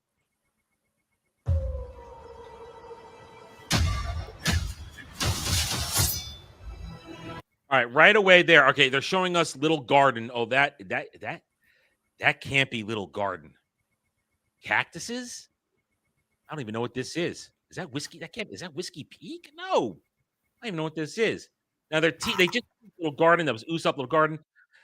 For the record, so you guys understand what I'm talking about. There are essentially 5 arcs they're going to have to cover in the 8 episodes they have this season. They still have to go through Logetown, events in Logetown. Then they have to do Lagoon, Whiskey. Oh, hold on. Did you say 5 arcs in 8 episodes? Yes. So How long is an arc? These are short arcs. They're not super long, but they're all building up to the Alabasta arc, which will be season 3 entirely. Short arc, sure, but are we talking like 10 episode arcs? Or are we talking like 30 in episodes? The anime? Short? No. We're talking in the anime. Let's see. Well, all right. So, Logetown was about 10 episodes. They're gonna have to condense and take things out. 10 to 15 episodes. Logetown. Laboon was only 2 episodes, maybe 3. It's not a real arc. It's just like an important moment that they cannot skip. Just for the record, those who understand, you cannot skip Laboon. You cannot skip Laboon, the giant whale. Whiskey Peak is introducing Baroque Works and also introducing Vivi and all that kind of stuff, who she really is, like that. You cannot skip Whiskey Peak. That's about 2 or 3 episodes. And then you have Little Garden, which is about 20 episodes. And then you've got Drum Island, which is another 20 episodes. So like 50 episodes condensed into 8. Kinda, yeah. Maybe more episodes. I don't have the numbers in front of me. But they are now wisely they are not even getting leaving Alabasta all on its own for all that, but they're gonna have to condense and cut, and it's very dangerous at this point to cut things out, because at this point forward, every little thing in canon episodes and manga chapters are important. You cannot cut things out. You cannot move things around in the timeline. It's just that simple. And no amount of retconning and fixing will make it work. So let's keep going. Sorry, I forgot to set the ground of what they're going to try and cover this season. So I don't know what these cactuses are. This is not familiar to me as an island. I don't recognize this. It can't be Little Garden, because Little Garden is a jungle island. Everything I've done. Everywhere I go. Let me go back 1 second here. I missed what that was. I was adjusting my audio. Sorry. Is this might be Whiskey Peak? Maybe. It might be Whiskey Peak. I don't know.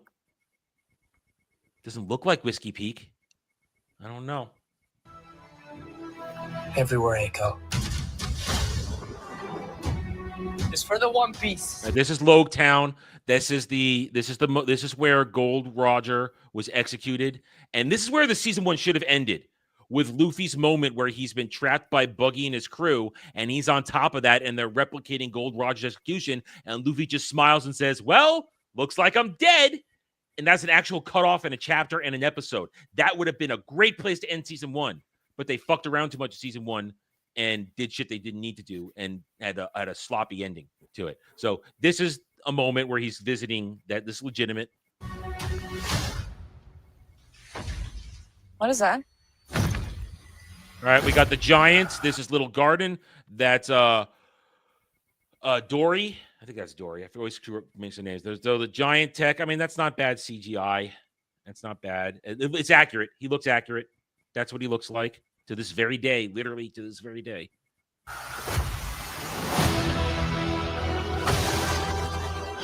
There's our first look at Nico Robin, and they got the hairstyle right, but I don't know if this chick is sexy enough or if she's good enough actress to be Nico Robin. I mean, here's the thing. At this point in the story, Oda hadn't gone through essentially turning every female character into E cups and G cups. He hadn't reached that stage yet. All the girls are not as well endowed as they are now, but it still is a thing. Oda has a body type and he likes it. This is how Robin looks in the beginning when she's posing as Miss All Sunday, but it's still Nico Robin. I guess I see the petals. I guess they're showing off her. Let me go back 1 second here, see if it'll go back. You see the petals. That's part of her devil fruit power, the flower fruit below. Oh, you're not at what? Whoa. Okay, wait a minute. Whoa. That's not how her devil fruit power works. So Problem. All right, here. All right, Robin's devil fruit power is eventually she can create clones of her body parts, hands, feet, even herself later on as she gets stronger. And as she gets stronger, she can meld them into like giant forms. But it's based on a flower because it grows out of stuff. And so she didn't eat a fruit to get the power. Oh, she ate the fruit. She ate the devil fruit. Okay. Devil fruits. All devil fruits have powers, and hers just I forget exactly what the name of her fruit. It's been so long since I had to even think about what the name of her devil fruit is. But when one of her hands disappears, it bursts into a flurry of petals. Oh, okay. No. Oh, so that's not okay. This isn't. She doesn't command petals. She creates clones of her body parts and clones of herself, which she could still feel pain from. She needs to learn adamant hockey, but that's another conversation another time. So this right here, what am I looking at here? Why would she push a door open like this? She wouldn't do that. This feels okay. wrong So to me. that will be a part of herself that she's detaching. Like, yeah, well, she can grow her body parts out of anything. Like her hands, like she can grow multiple hands to like lift you up and this and that. If you were doing dirty things with her, she could grow hands to do dirty things to multiple ways. I mean, Robin could be a very dirty girl if she wanted to. Listen, she's my One Piece waifu. Nico Robin is my One Piece waifu. She is my favorite. So I have a lot invested in a accurate Robin. And right now, this is not how she wouldn't create hands to push open the door. And you just see the petals. There's something wrong about this. This is a red flag to me right here. Red flag that they are not using Robin properly here. And she doesn't have a large role in this season anyway. Not till the very end. Okay, I'm looking at her anime counterpart. I see what you're talking about. Yeah, I mean, you might be looking at Time Skip. Skip with the long hair and the woo! Ho-ho! With the voluptuous Time Skip Robin is my favorite Robin. Yep. Okay. I see the appeal. All right, now the Zoro, he is the best thing in this show. This dude is Zoro is the least damaged in all of this. He's accurate. The dude is a real actor. He does his own choreography. This dude's a badass. He's a legitimate star. Yeah, I liked him on the first season. I actually enjoyed his performance. He's the only thing, but they still have problems. Still problems. Oh, Smoker. Oh, all right. This guy ate the smoke fruit. He's our first Logia user. Logia are essentially, they become elements or variations of elements. He's literally a smoke man. He can transform himself into smoke. And so he's always smoking cigars. That's his thing. And the weapon he carries on his back is made of sea stone, which can inhibit the use of devil fruit powers. That's how he fights other devil fruit users, especially Logia users. So this it's accurate, but I wonder what they're going to do with it. All right, that's clearly Little Garden. It's definitely Little Garden. All right, that's Sanji busting into during the Little Garden arc. Sanji will be he'll be separated. This looks like Mr. 3's wax house. Mr. 3 is a wax man. He can create wax as hard as steel. And at one point, they'll have the conversation with Crocodile over the snail phone.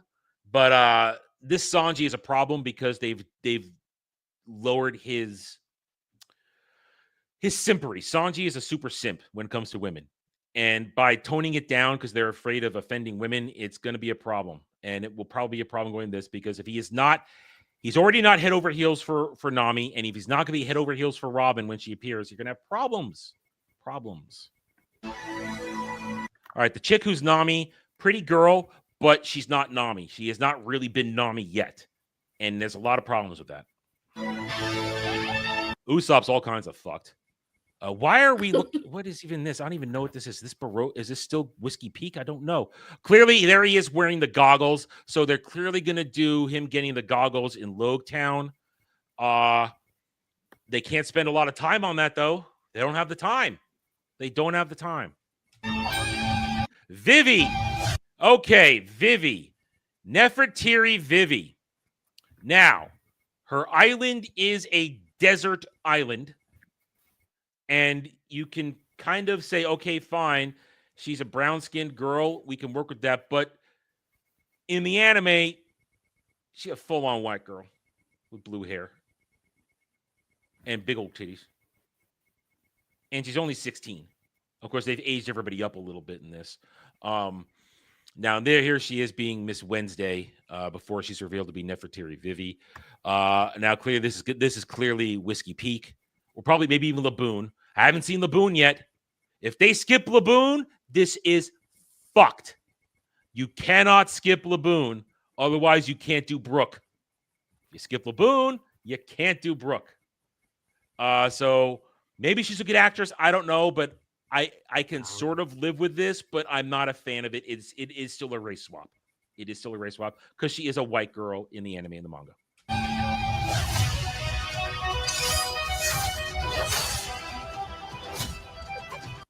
What is this? It looks like this looks like Buggy shit. And Buggy's crew is just like a 3-man crew at this point in Logtown. What is this stuff with a circus in America? What is this? We've already done Buggy, and Buggy doesn't appear like this again. This is red flags to me. I don't know what this is. This does, I mean, if it's Whiskey Peak, sure, but Whiskey Peak didn't look like this. And this is not Nami. That's not, there's Alvida. What the hell is this? This is a fight scene that doesn't exist. And this is not Nami. Nami is a coward. She runs away at this point. She doesn't have the abilities to stand up to anybody. And right here, Alvida is essentially an oil woman at this point. All physical attacks will slide right off her. Now, it does look like they did do the right thing and make Alvida hot because after she eats her devil fruit, she becomes hot. So it's not fat, ugly Alvida anymore. Problem is, what is this? This is not Nami. Nami does not behave like this. She's not this kind of fighter. She later on in Alabasta, once Usopp makes her climb attack for the first time and she's forced to fight, she can fight like this a little bit, but she doesn't leap in the air, swinging her. No. And she only gets more cowardly as time goes forward. Jeez.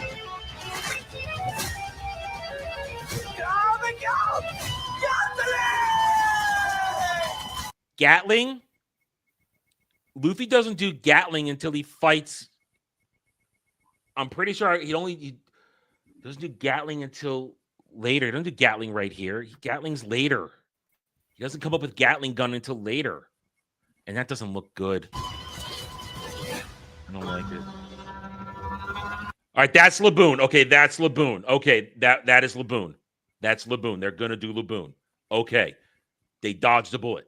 They're doing Laboon. There's Laboon. Okay, there's Laboon. Okay, there's Laboon.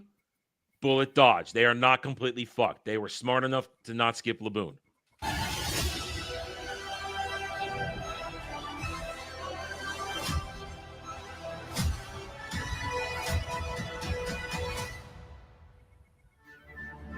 Is there anything else? Let's see. No, just the Netflix thing. Okay. I see problems here. One, we got no shot, and this is the teaser. No look, we didn't really get a lot of Little Garden. We didn't get anything on Drum Island. And it looks like they've added shit again that wasn't there. They don't have time to add shit that isn't there. There's a problem. What the hell was that cactus-looking island? I don't know what that was. I don't remember Whiskey Peak having cacti. I don't. Maybe it's been such a long time I don't remember. So I see potential problems here. All the characters look like they're going to remain out of character. I still think a lot of miscasts happen in this. But like I said, they included Laboon. I was wondering if they were going to not have Laboon. There it was. Laboon is there. And they have the potential to stay on track with this. They do. But there's potential for fuck-ups. And I'm not going to know till I see it. I'm really not going to know. And I will review this. Now, they're going to backstrap this shit. So I'm going to have to do a all-in-one review. I'm gonna have to burn through it all, and I'm gonna have to watch it and then review it. I might pull Dermy into it because all we ever do is talk One Piece. It seems half the time. So, and maybe I'll pull a normie into it too, or somebody who doesn't care, who is okay with it. I'll figure something out. But I don't have high hopes for this. I think in the end, I still think Opla is a bastardization of One Piece. It is not right. Oda is the only thing that sort of kept us on track. The problem is, rumor has it, if I remember correctly, and I believe the chat said it earlier, the people who were in charge of the first season aren't there anymore. It's a different production crew. And I don't know how much Oda's going to have power going forward. He may decide to move on after this. So, and this is a problem I said too, they're going to have. Well, let's go back to Luffy doing Gatling gun right there. Get that up here. Gatling gun. The Devil Fruit powers are only going to get more insane from this point forward. More over the top insane. I don't know if they're going to make them look good. Some people say, oh, I don't care if the CGI is bad as long as it gets it good enough. Some of these powers are going to be bad. We're talking Zoan types, who are people who transform as different animals and creatures, or hybrids, like between man and creature. The Logia types, different elemental types. Next season, you're going to get Ace. We're going to see Smoker this season. You're going to get Crocodile, Sandman next season. So, will they be? And questioning going into season 3 that we're looking at now, will they be brave enough to have Luffy's ability to take on Crocodile as he did in the anime and the manga? Will they use blood, or will they go with water and spit and sweat like 4Kids once tried to do? We'll see. We will see. I personally still think this is a bad idea. I'm not a fan of it. And if it's decent, I will say, just like I came back and said, season 1 wasn't the disaster I thought, but it was still a 6 out of 10. It wasn't great. And they made a lot of problems, and they set up a lot of problems going forward in future storylines from season 1. And one of the things I'll be looking at in season 2 is, will they be digging their hole deeper by not having things or adding things that make it more difficult to properly adapt the arcs going forward in season 2? We will see that. We will find out. That's all I have to say. Do you guys want to add anything as people who don't give a shit? I have only one thing to say. I remember when the first season had come out, and I believe that most people, even in our sphere, really enjoyed that first season. So the only thing I have to ask is, what didn't do it for you for the first season for you to have this much trepidation for going to the second season? Changing of storylines, leaving things out, condensing things, and leaving out important characters and events, altering backstories, the treatment of certain fights, the look of it. There's a lot of things that don't look right. I think the entire cast, except for Zoro, are giant miscasts. And mainly that they moved around plot points. Okay. Where that shouldn't be in season 1. They left things out. They left characters out. That's the major things that's going to cause a problem down the road. Okay. as someone who loves it. So it wasn't offensive to me, but I don't like it because it's going to make it hard. And anybody watching Opla who were complete noobs, who were new to it, I mean, they don't know that they don't know. Yeah, of course. But you're watching an inferior product. Okay. What I can it was. understand that. I can And understand if you that. watched it and then went to read the manga and watch the anime, great, because that was what Oda really wanted. He wanted to bring a new fan base into the original source material. But if you're just watching this and you don't either want to give the anime or manga time of day, or if you only like this and you don't like anime at all, and you only want things live action, because there are the people who don't like anime, don't like cartoons. They just don't. And that's something I accept in the world. I don't understand it personally, but that's fine. If you're just like this, I feel like it's then my job to point out why it's an inferior product. Okay, I can understand that. All right. Yeah, I was just curious. Because this is strictly, in my personal opinion, strictly an anime issue. When it comes to having to follow the continuity to the T, because anime is not old enough for a reboot. Which, when you really think about that, is kind of wild when you think about it that way. Like, if they made a Dragon Ball live action, Dragon Ball Z live action, they better go through arc scene for scene. That's your only option. There is no second writer. You know what I'm saying? There is no like, hey, I wrote a version of Goku when he didn't leave and he stayed on planet Vegeta, and Vegeta was like that doesn't exist. That doesn't exist anywhere. It is strictly Vegeta gets blown up, Goku goes to Earth, World Martial Arts Tournament, Saiyan Saga, Frieza Saga, Cell Saga, Boo Saga, and then if you want to get into Super, whatever, blah, blah, blah. Yeah. This is strictly an anime issue because, and there's so, especially with One Piece. Now, granted, like I said, I'm not a fan of One Piece, never have, never will be, but I'm well aware that they've been running the same continuity for decades. Over 20 years. Oda has been consistently out, and we still got years to go. He's in the final arcs, but we got years to go. Exactly. So you have to hit these, this hot button issues, whatever, throughout the season. Okay. Now, of course, we have that problem with the streaming problem of it only 8 episodes. Only 8 episodes. Yeah. When you got to cover 900 chapters and they fucked around in the first season, and they wasted time with the GARP stuff in season 1. That was a waste of time. It did not belong in season 1. Those were events for after Alabasta, during and after Alabasta, and it didn't need to be there. And perfect example, this is something we were talking about last night in chat today. There is a character that was supposed to be in Arlong Park, a part of Arlong's crew called Hachi, an octopus man. And they didn't have him in the first season. And by not having him in there, if this show ever makes it to the Sabati Archipelago arc and then Fishman Island arc, you've got a problem without him in there, because it was essential that he was a part of Arlong's crew to set his foundational relationship with the Straw Hats. You can't, there's no way to properly retcon it in without being sloppy and dumb. So there's a major problem. Because when you get into Fishmen and stuff like that later on, we're talking the racism of the world of One Piece and the mistreatment of people and slavery. So you kind of needed him as a bridge to that, as the beginning of that story. And he's not there because they were lazy and they just couldn't include him. They just didn't include him. They had Zoro fighting other people.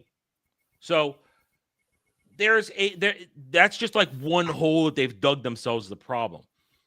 And I predict that while this season will probably be for the most part fine, they're going to dig that hole deeper in certain areas. And Oda is not hovering over this production constantly. He's working on the real thing. And he took some time off earlier this year after Toriyama died to make sure he was healthy so he could finish his opus. So I don't want to preemptively shit all over this like I did with the season 1 and then have to come back and say I was wrong, that it was a disaster. But I see some problems in this trailer. I'm sure in the next trailer that'll probably drop at the end of the year, I'll see some problems there. I already think we saw the Chopper teaser a couple months ago. I thought Chopper looks like nightmare fuel. And the voice actress who's doing him, I don't think she sounded good. And Chopper is historically voiced by females in both dub and sub. So Chopper has always been voiced by a woman. I don't think her voice matched Chopper. It didn't match Chopper. So, and the fact that they didn't show any Drum Island, maybe that they're leaving that for another trailer, which is fine. This was a 1.5-minute teaser trailer, about actually 1:22 teaser trailer because they just stopped. So that's, I don't want to belabor this too much longer because we're almost out of time and I do want to have one more real conversation. Building off of this, because you guys just mentioned that 8 episodes, and it took them 2 years to make this. And it's going to be 3 years come next year. So 3 years between seasons for 8 episodes. Wednesday's season 2, first part, just dropped this week. 3 years. We looked it up. That shit came out in 21, 22. 3 years to make 8 episodes of Wednesday season 2, and you're breaking it up. You got 4 episodes this month, and then 4 episodes in September.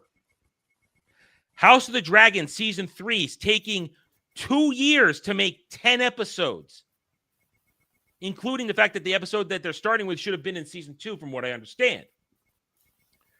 Rings of Power, for all its shittiness, 3 years to make that. They just started production this month. And the list goes on and on for all these shows on streaming that are taking years to make small count episodes. We're not going to talk about quality. That's a different discussion. Production of television has become garbage. When, look at behind me, you can see the series on my shelf. Many of these series, 20 to 26 episode seasons every year in the 80s, the 90s, into the 2000s, and the 2010s. Until suddenly, hey, let's spend more money and make less episodes and put out crap. What happened?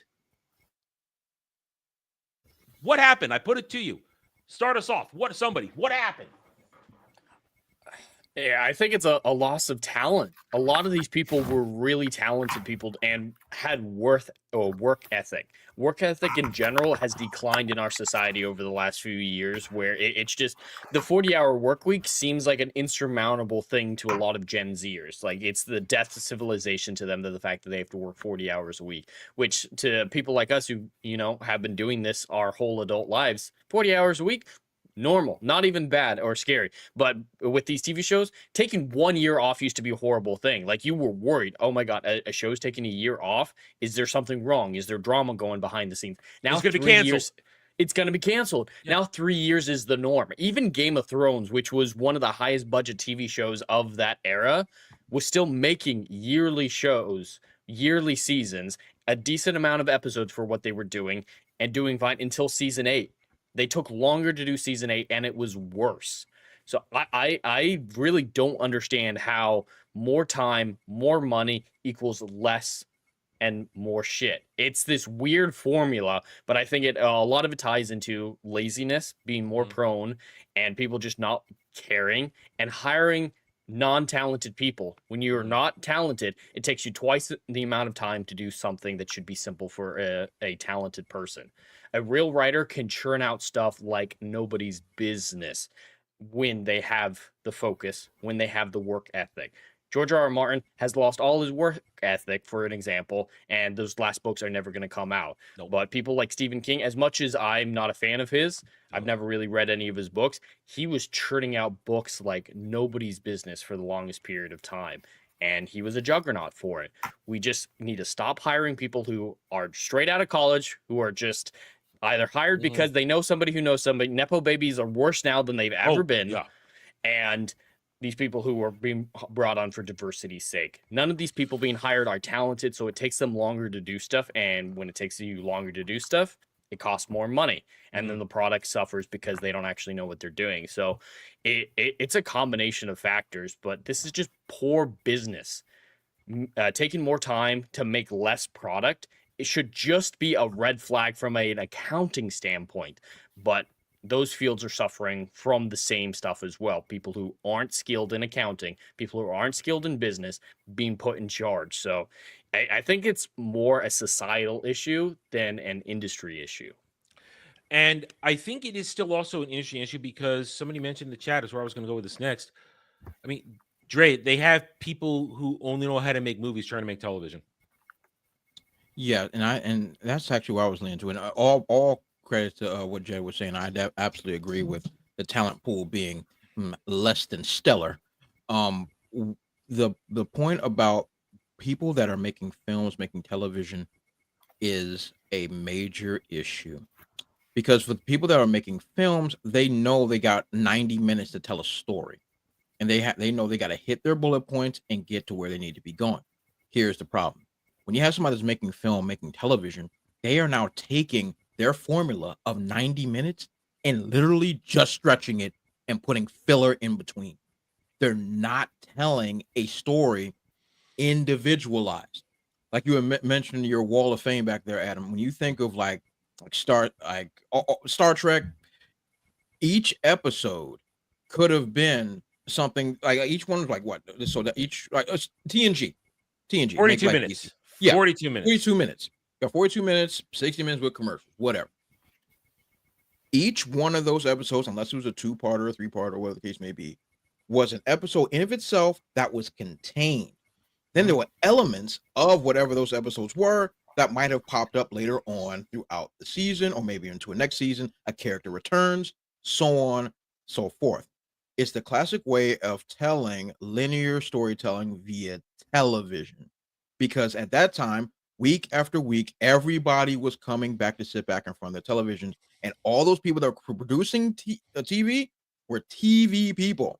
Very rarely was there a crossover of a director of a movie that came to do TV or TV to go and do a movie. Very, very rarely. Or maybe they come on for executive producer credit, but never as the head writer or head director or whatever the case may be. Modern day, it's that whole, hey, I made movies or whatever case may be. Now, I'll give you an example of a show that I actually was liking, but then got canceled. Actually had some feet. Was a show called Almost Human. And that had Michael Ealy and Carl Urban, and it was directed by, wait for it, J.J. Abrams, and he was the writer behind it as well. Now, granted, he was able to cut his teeth on that, but he didn't get the run that he needed in order to tell a full story. They literally, after the first season, even though the first season got some good run, they went a different direction and the studios cut it. I mean, Go ahead. Go for it. It was the same with Black Sails, which it was done by Michael Bay. It was actually a pretty good series. It's basically a prequel to Treasure Island, and it's actually quite good.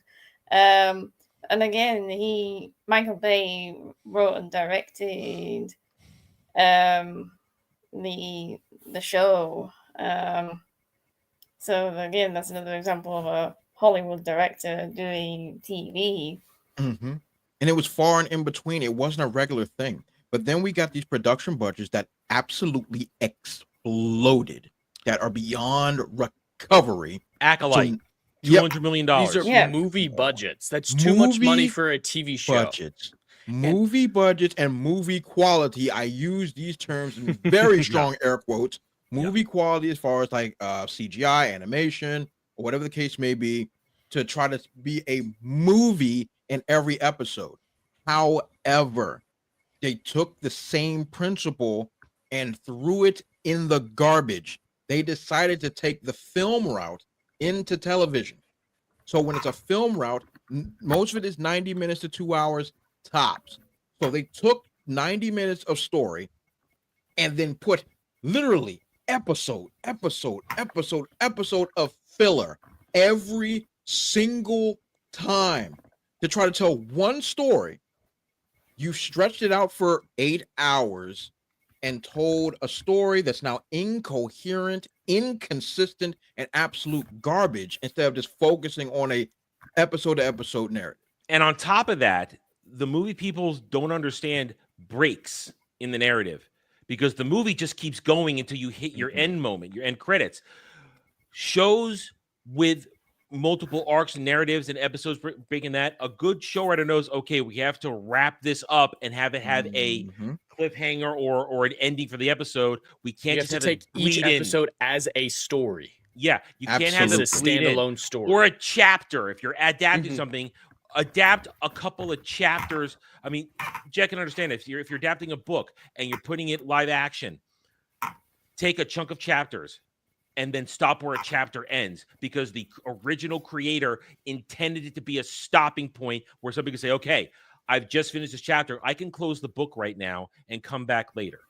Even if it's a cliffhanger moment, it's still meant to be a stopping point, not in the middle of, oh, we're just going to stop here in the middle of this and we'll pick up next episode because we're retards and we don't know how to make this shit. That is the problem to what Dre's saying. These people who are movie people don't understand how to construct television. They only know how to construct movies. And when they have to stretch it out, I mean, that the Obi-Wan show, to use an example, that was supposed to be that was supposed to be an Obi-Wan movie. Mandalorian and Grogu was supposed to be originally a Boba Fett movie, but then they stretched this shit out and they fill it with garbage and untalented casts and untalented writers come together and directors who have no business directing anything, Dave Filoni, and you basically churn out crap, or you hire showrunners, Leslie Headland, who have no business being a part of a franchise or an IP. And then right now, we talked about this a couple weeks ago, we are staring down the barrel of God of War, and you've hired a TV guy like Ron D. Moore, but you haven't given him the tools to make the show good if he's saying we're starting with the Norse saga. I mean, a showrunner is good, but he's then only as good as his writer's room who or creative consultants who know the IP or the franchise. I mean, the only reason Ron D. Moore got so good at Star Trek is because he climbed the ladder under other people who knew how to write Star Trek and then eventually was handed the reins for the end of TNG.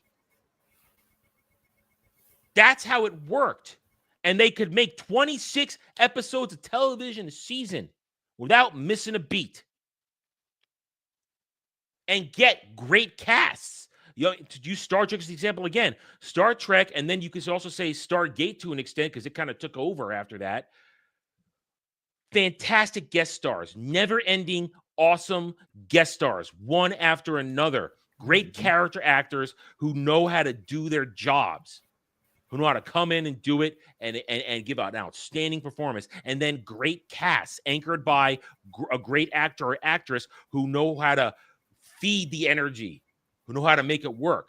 Casting Patrick Stewart as Jean-Luc Picard was great. He anchored that entire series. Eventually having Avery Brooks, I want to say Adrian, Avery Brooks as eventually Captain Sisko, once Ira Stephen Bear, who took over as the showrunner and head writer for DS9 in season 3, once he took over and gave Avery Brooks a chance to really implement what he thought Captain Sisko could be. Suddenly, Avery Brooks became the anchor that he wasn't for seasons 1 and 2. Excuse me. So if you have all the right pieces, you can make good television. We don't have that anymore. They're casting ideologically driven assholes as centers. Pedro Pascal for Mandalorian. Oh, I'm Leslie Headland. I wrote this story for Amanda Stenberg because she's gay with me. You know, I mean, that you stick her in there.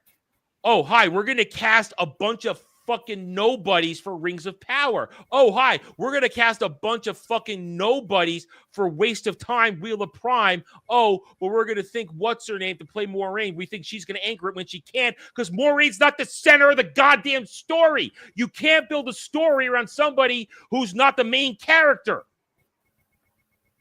It's that simple. True. And then you bring in a bunch of writers who are actively told, as Jed has reported many times, they're told not to read the manga, watch the anime, or play the games. They're actively told not to read the source material. This is the problem we have, and this is why television is falling apart. It's all these things. It's not just one thing. It's all these things. And then add in the pink elephant in the room, the agenda, that everything in the past 10 years, secretly in 15 and 16, but then overtly in 17, 18, 19, all the way to today, agenda was driving it. Became agenda-driven storytelling, not escapism storytelling, because the commie Marxists made their move. And they have failed. It is now, it's over for them for this iteration. Woke is in retreat. It'll become something else. We must remain vigilant, remain on alert. But that is why here we are. Nothing's done. And this is why in this moment in time right now in August, if you are a reviewer like myself and you like to review genre television, not regular stuff, Tulsa King is great. It's going to be fun in a few weeks, but that's not reviewable TV show. That's just sit back, relax, and watch it. There's nothing to review about that. Not really, except say, hey, it's good. Go watch it. I review genre, science fiction, fantasy, supernatural stuff, little in between, mix around. There's nothing because all these shows take so goddamn long to make. And Adam, Wednesday season 2 is out. I'm done with Wednesday. I don't care anymore. Combine the fact that I'm not into Jenna Ortega. I think she's a loudmouth now too. I don't want to watch her and things. Also, I'm not interested anymore. You took too long. You lost my interest. Yeah, and that's one of the major problems. I have to agree with you on that.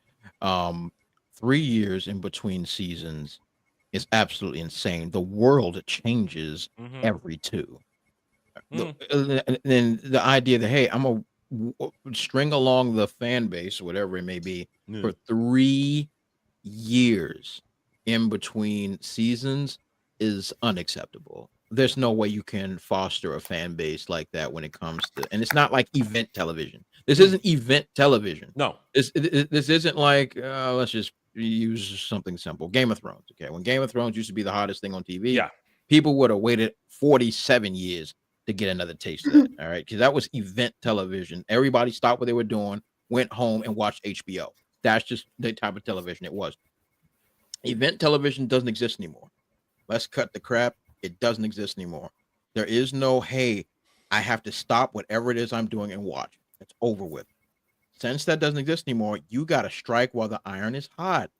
And these TV shows are going to let themselves cool off for 3 years, and then they're going to retain the same, if not more, of the audience.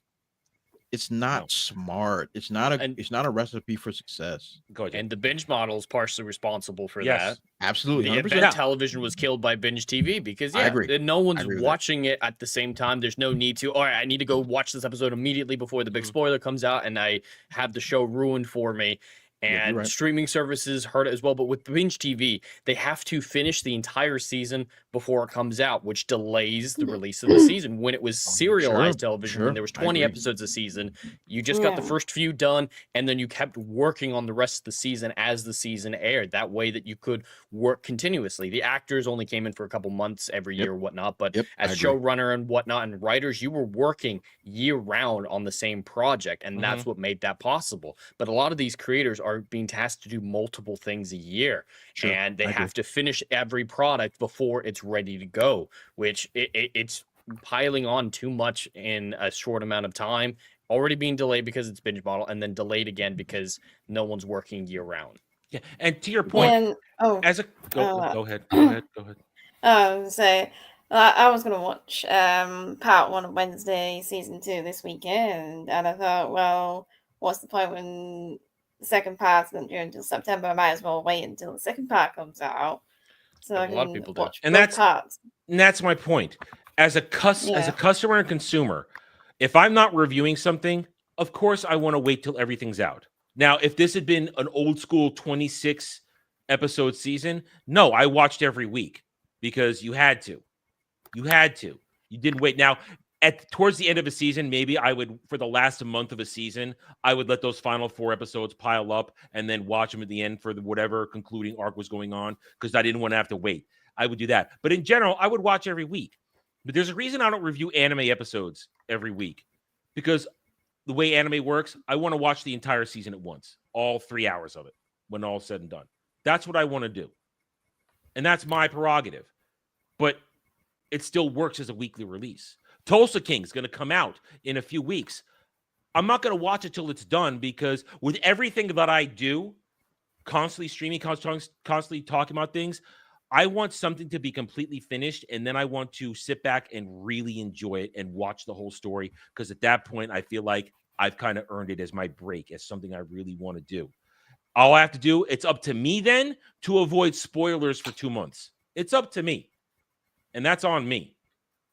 And some people are good about not spoiling, and then there are assholes all over the social media who constantly have to spoil shit because they're immature children and go, look, I just finished watching this. I want to talk about it to the world. You know, go do a review so I can know to avoid you. Don't just spam it on freaking X because you're a child and can't hold it in for 5 minutes till for even a night until the next day. You have to start spoiling it that night when other people might not have watched it because, as Jed said, this is streaming. Something may be released, but it's there. People will go then watch it in that next 24 hours. If it's a weekly release, like House of the Dragon and stuff like that, they'll watch it in their own time over the next day or so. Mm-hmm. So there's a complete lack of self-control for some people, which feeds into it. And that feeds into the problem with the binge model. It's most people want it all right now. They've been geared towards that. They've been molded towards that. There's no ability to wait anymore. It's the satisfy me now generation. And it's unfortunate. I mean, we had to wait for everything when we were a kid, right, Trey? We had to wait for everything. Oh, yeah. I'm still waiting. I'm still waiting for stuff. I'm still waiting to end cliffhangers, but I'm waiting for a sequel to Quantum Leap. Where's my Quantum Leap?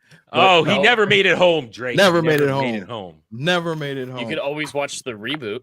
I'm not interested in that, Jed.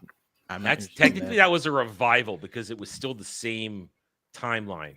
Oh God! Altered after Sam's last leap, where he made sure that Al's wife didn't remarry, and then when he got home, she was still waiting for him. So, yeah, I'm gonna just go bury myself in the desert. I'm good. All right, so I mean, there's a problem, and right now, here we are, August, the rest of the year. There's really no real. I mean, yeah, there are shows out, but they're slop. Every day when I go through the news for a daily dive, I go, what is this show? What is that show? I don't know the show. It's made for mind-numbingly stupid shit. Genre. Where's the genre? Because let's be honest. Some of these shows, while great, like people like The Bears, The Cooking Show. I don't want to. I live the cooking show. I don't want to fucking watch it. All right, God help me. I don't want to watch that shit. But all these shows that come out. People talk about them, but they vanish. But it's the genre stuff that really captures the world when it happens. When it was great Doctor Who, it captured the world. When it was great Game of Thrones, it captured the world. When it's great, when genre, science fiction, fantasy, when it's great, that is what captures the world. Mundane, stupid, regular, real-world drama shit, it has a niche audience that people pretend is successful, but it doesn't capture the world. They could talk about all they want in the trades, but nobody really gives a shit about them. They don't. And once they're done, they're not watched again. Yes, people will rewatch Suits when it goes on streaming, but Suits was a summer show on USA Network created to air in between regular fall spring television. It was not meant to hold down a network.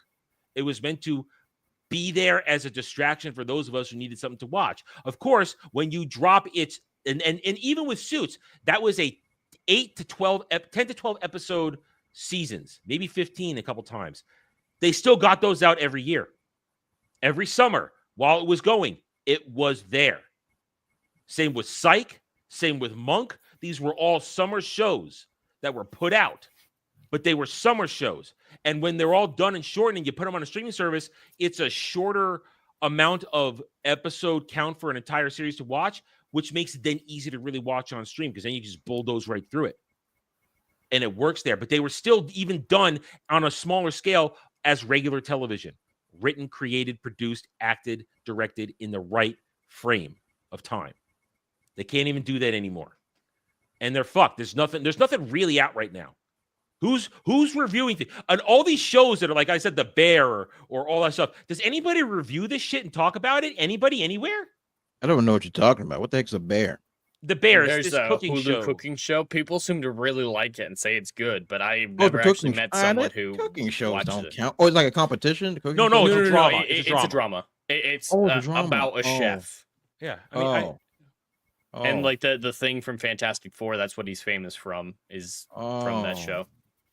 Yeah, The kid from Shameless. Yeah, but all right.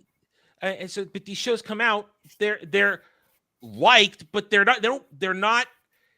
The last super drama show that held anything down was Breaking Bad. Yep, that's and that was still network television. That was Yes, cable absolutely. television. That was cable television. I think that was AMC. It was AMC. It was AMC. Oh, yeah. It was AMC. Yeah. But that was ages ago. Yeah. It was ages ago. And they were still making it proper then, too. Yes, they were. And they did it with Never Call Saul, apparently. And they managed to replicate it with that. But there's no ability to do it on streaming. If it's on television, it has a chance. But nobody watches the terrestrial television shows anymore. They're all in the shitter. Yep. So yep. 100%. TV's in trouble. TV's in trouble. Where are the shows? They're not here, not for the next months. Nobody, I said, the Bear, all these shows, nobody reviews them. Shit trade shill sites. Here's our review of this. Nobody's reading your shit. Nobody of note on YouTube is reviewing any of this because it comes and it goes. Because guess what? If it's regular procedural television, nobody cares. And if it's this stuff that's on Hulu, like The Bear, stuff like that, people care. But when they're done watching it, they're done watching it. They move on. If it's genre, people want to talk about it. They want to go back to it. And that's what's missing. The fantastic stuff. And they've destroyed several franchises in the process of trying to make it. They destroyed Wheel of Time. They went the complete wrong direction with Lord of the Rings. And now there will be event television in 2027. Harry Potter. But that's in 2027. That's a lifetime from now. And the jury is going to be out on that. We do not know how that's going to shape out. That could be either great or crap. And there's already a lack of enthusiasm. Television. Just find the stuff you used to watch. Find and like it. That's the solution to all of this. But I think it's going to be really hard to reclaim television. I think movies can be reclaimed in the next few years, become big things again. But television, the audience has been conditioned, the general audience, to accept the binge model, and they're getting used to these 3-year gaps between seasons, where it's going to be hard to go back and get people interested in yearly 20-episode seasons. Can you imagine the average attention span of a California Gen Z people? They're never going to watch 20 episodes of a new show.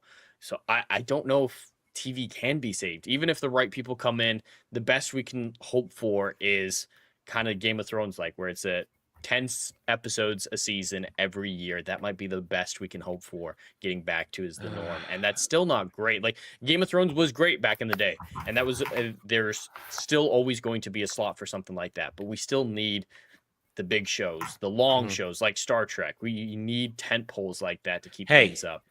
Hey, listen, Skydance might fire everybody cursing Trek. They might, and let it rest for a bit, and then maybe. Who has the controlling share? Is Skydance have more? Of Skydance now owns Paramount. Skydance, the merger was completed this week.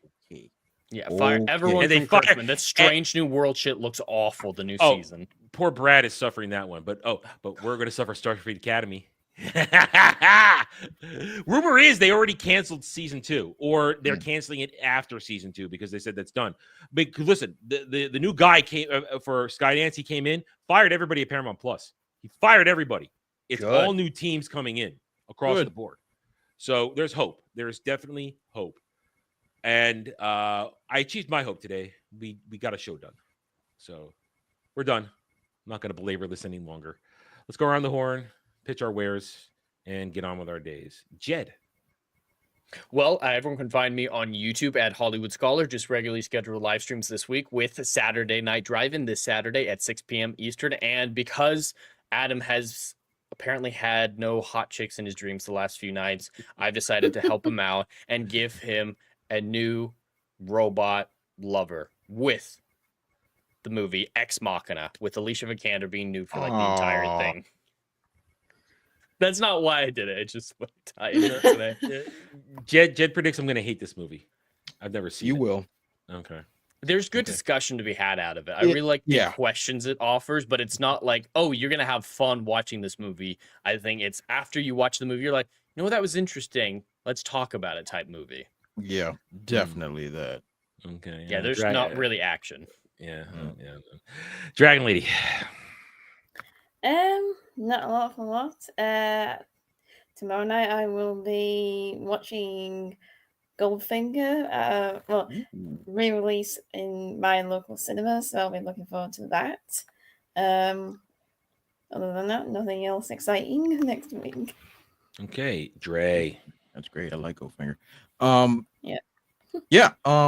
So this week we have a new Pokemon battle on the DeBrew Plays YouTube channel. It will be dropping this Friday at 12 p.m. Eastern Standard Time. You're definitely gonna want to check this one out. This one, it gets funny. It gets funny. I put together a pretty detestable troll team, and the guy I'm playing starts to lose his mind. So it's pretty fun. Yeah, we have fun. So definitely that'll be on the DeBrew Plays YouTube channel at 12 p.m. Eastern Standard Time on YouTube, and also check out my other ones I've also put up there on YouTube as well. Of course, the Brew Play Comics YouTube channel. We will have some new content this week. We got a few things cooking. Hopefully, we will know by tomorrow. There'll be some new announcements that's coming down the pipeline as well for a new website that I'm launching. Ooh. For everything, a one-stop shop for my comics. Everything. So that's actually being produced as we speak. Hopefully, it'll be done this week, and I can make the official announcement because it's going to be freaking exciting. Very exciting.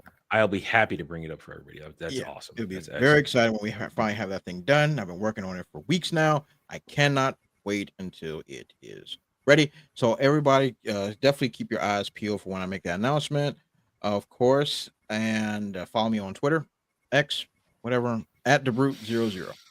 Okay, as for me, if you didn't check it out last night, we did play some Space Marine 2. It was a lot of fun. Dermy likes a hammer. Take that for what it's worth. You could go watch it and find out. Tonight, as usual, we got Wormhole Watch. We'll be recording that. Check that out on Duke Devil 95, Bradley Burnett's channel every Wednesday, the edited version. We are in the wilderness of DS9 Season 2.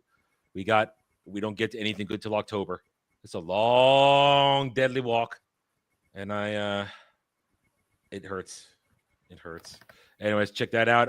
As for me, the rest of the week, every day, Monday through Friday, 1 p.m. Eastern, come around for the Daily Dive, the Double Ds, where we make me suffer. It's starting the week. Nothing is planned yet. I have fulfilled all obligations as of a couple of days ago. So I don't know what they're going to do next to me, but I'm sure it will be bad. Other than that, gaming streams, whatever the week holds, we do not know. So stay tuned for all that kind of good stuff. Thank you, everybody, for joining us today. We appreciate each and every one of you. Without you, we don't get to do this. Your support keeps this going. So thank you very much. Hit that like button. Links are in the description below, subscriptions, and we will catch you guys next week. Until then, take it easy.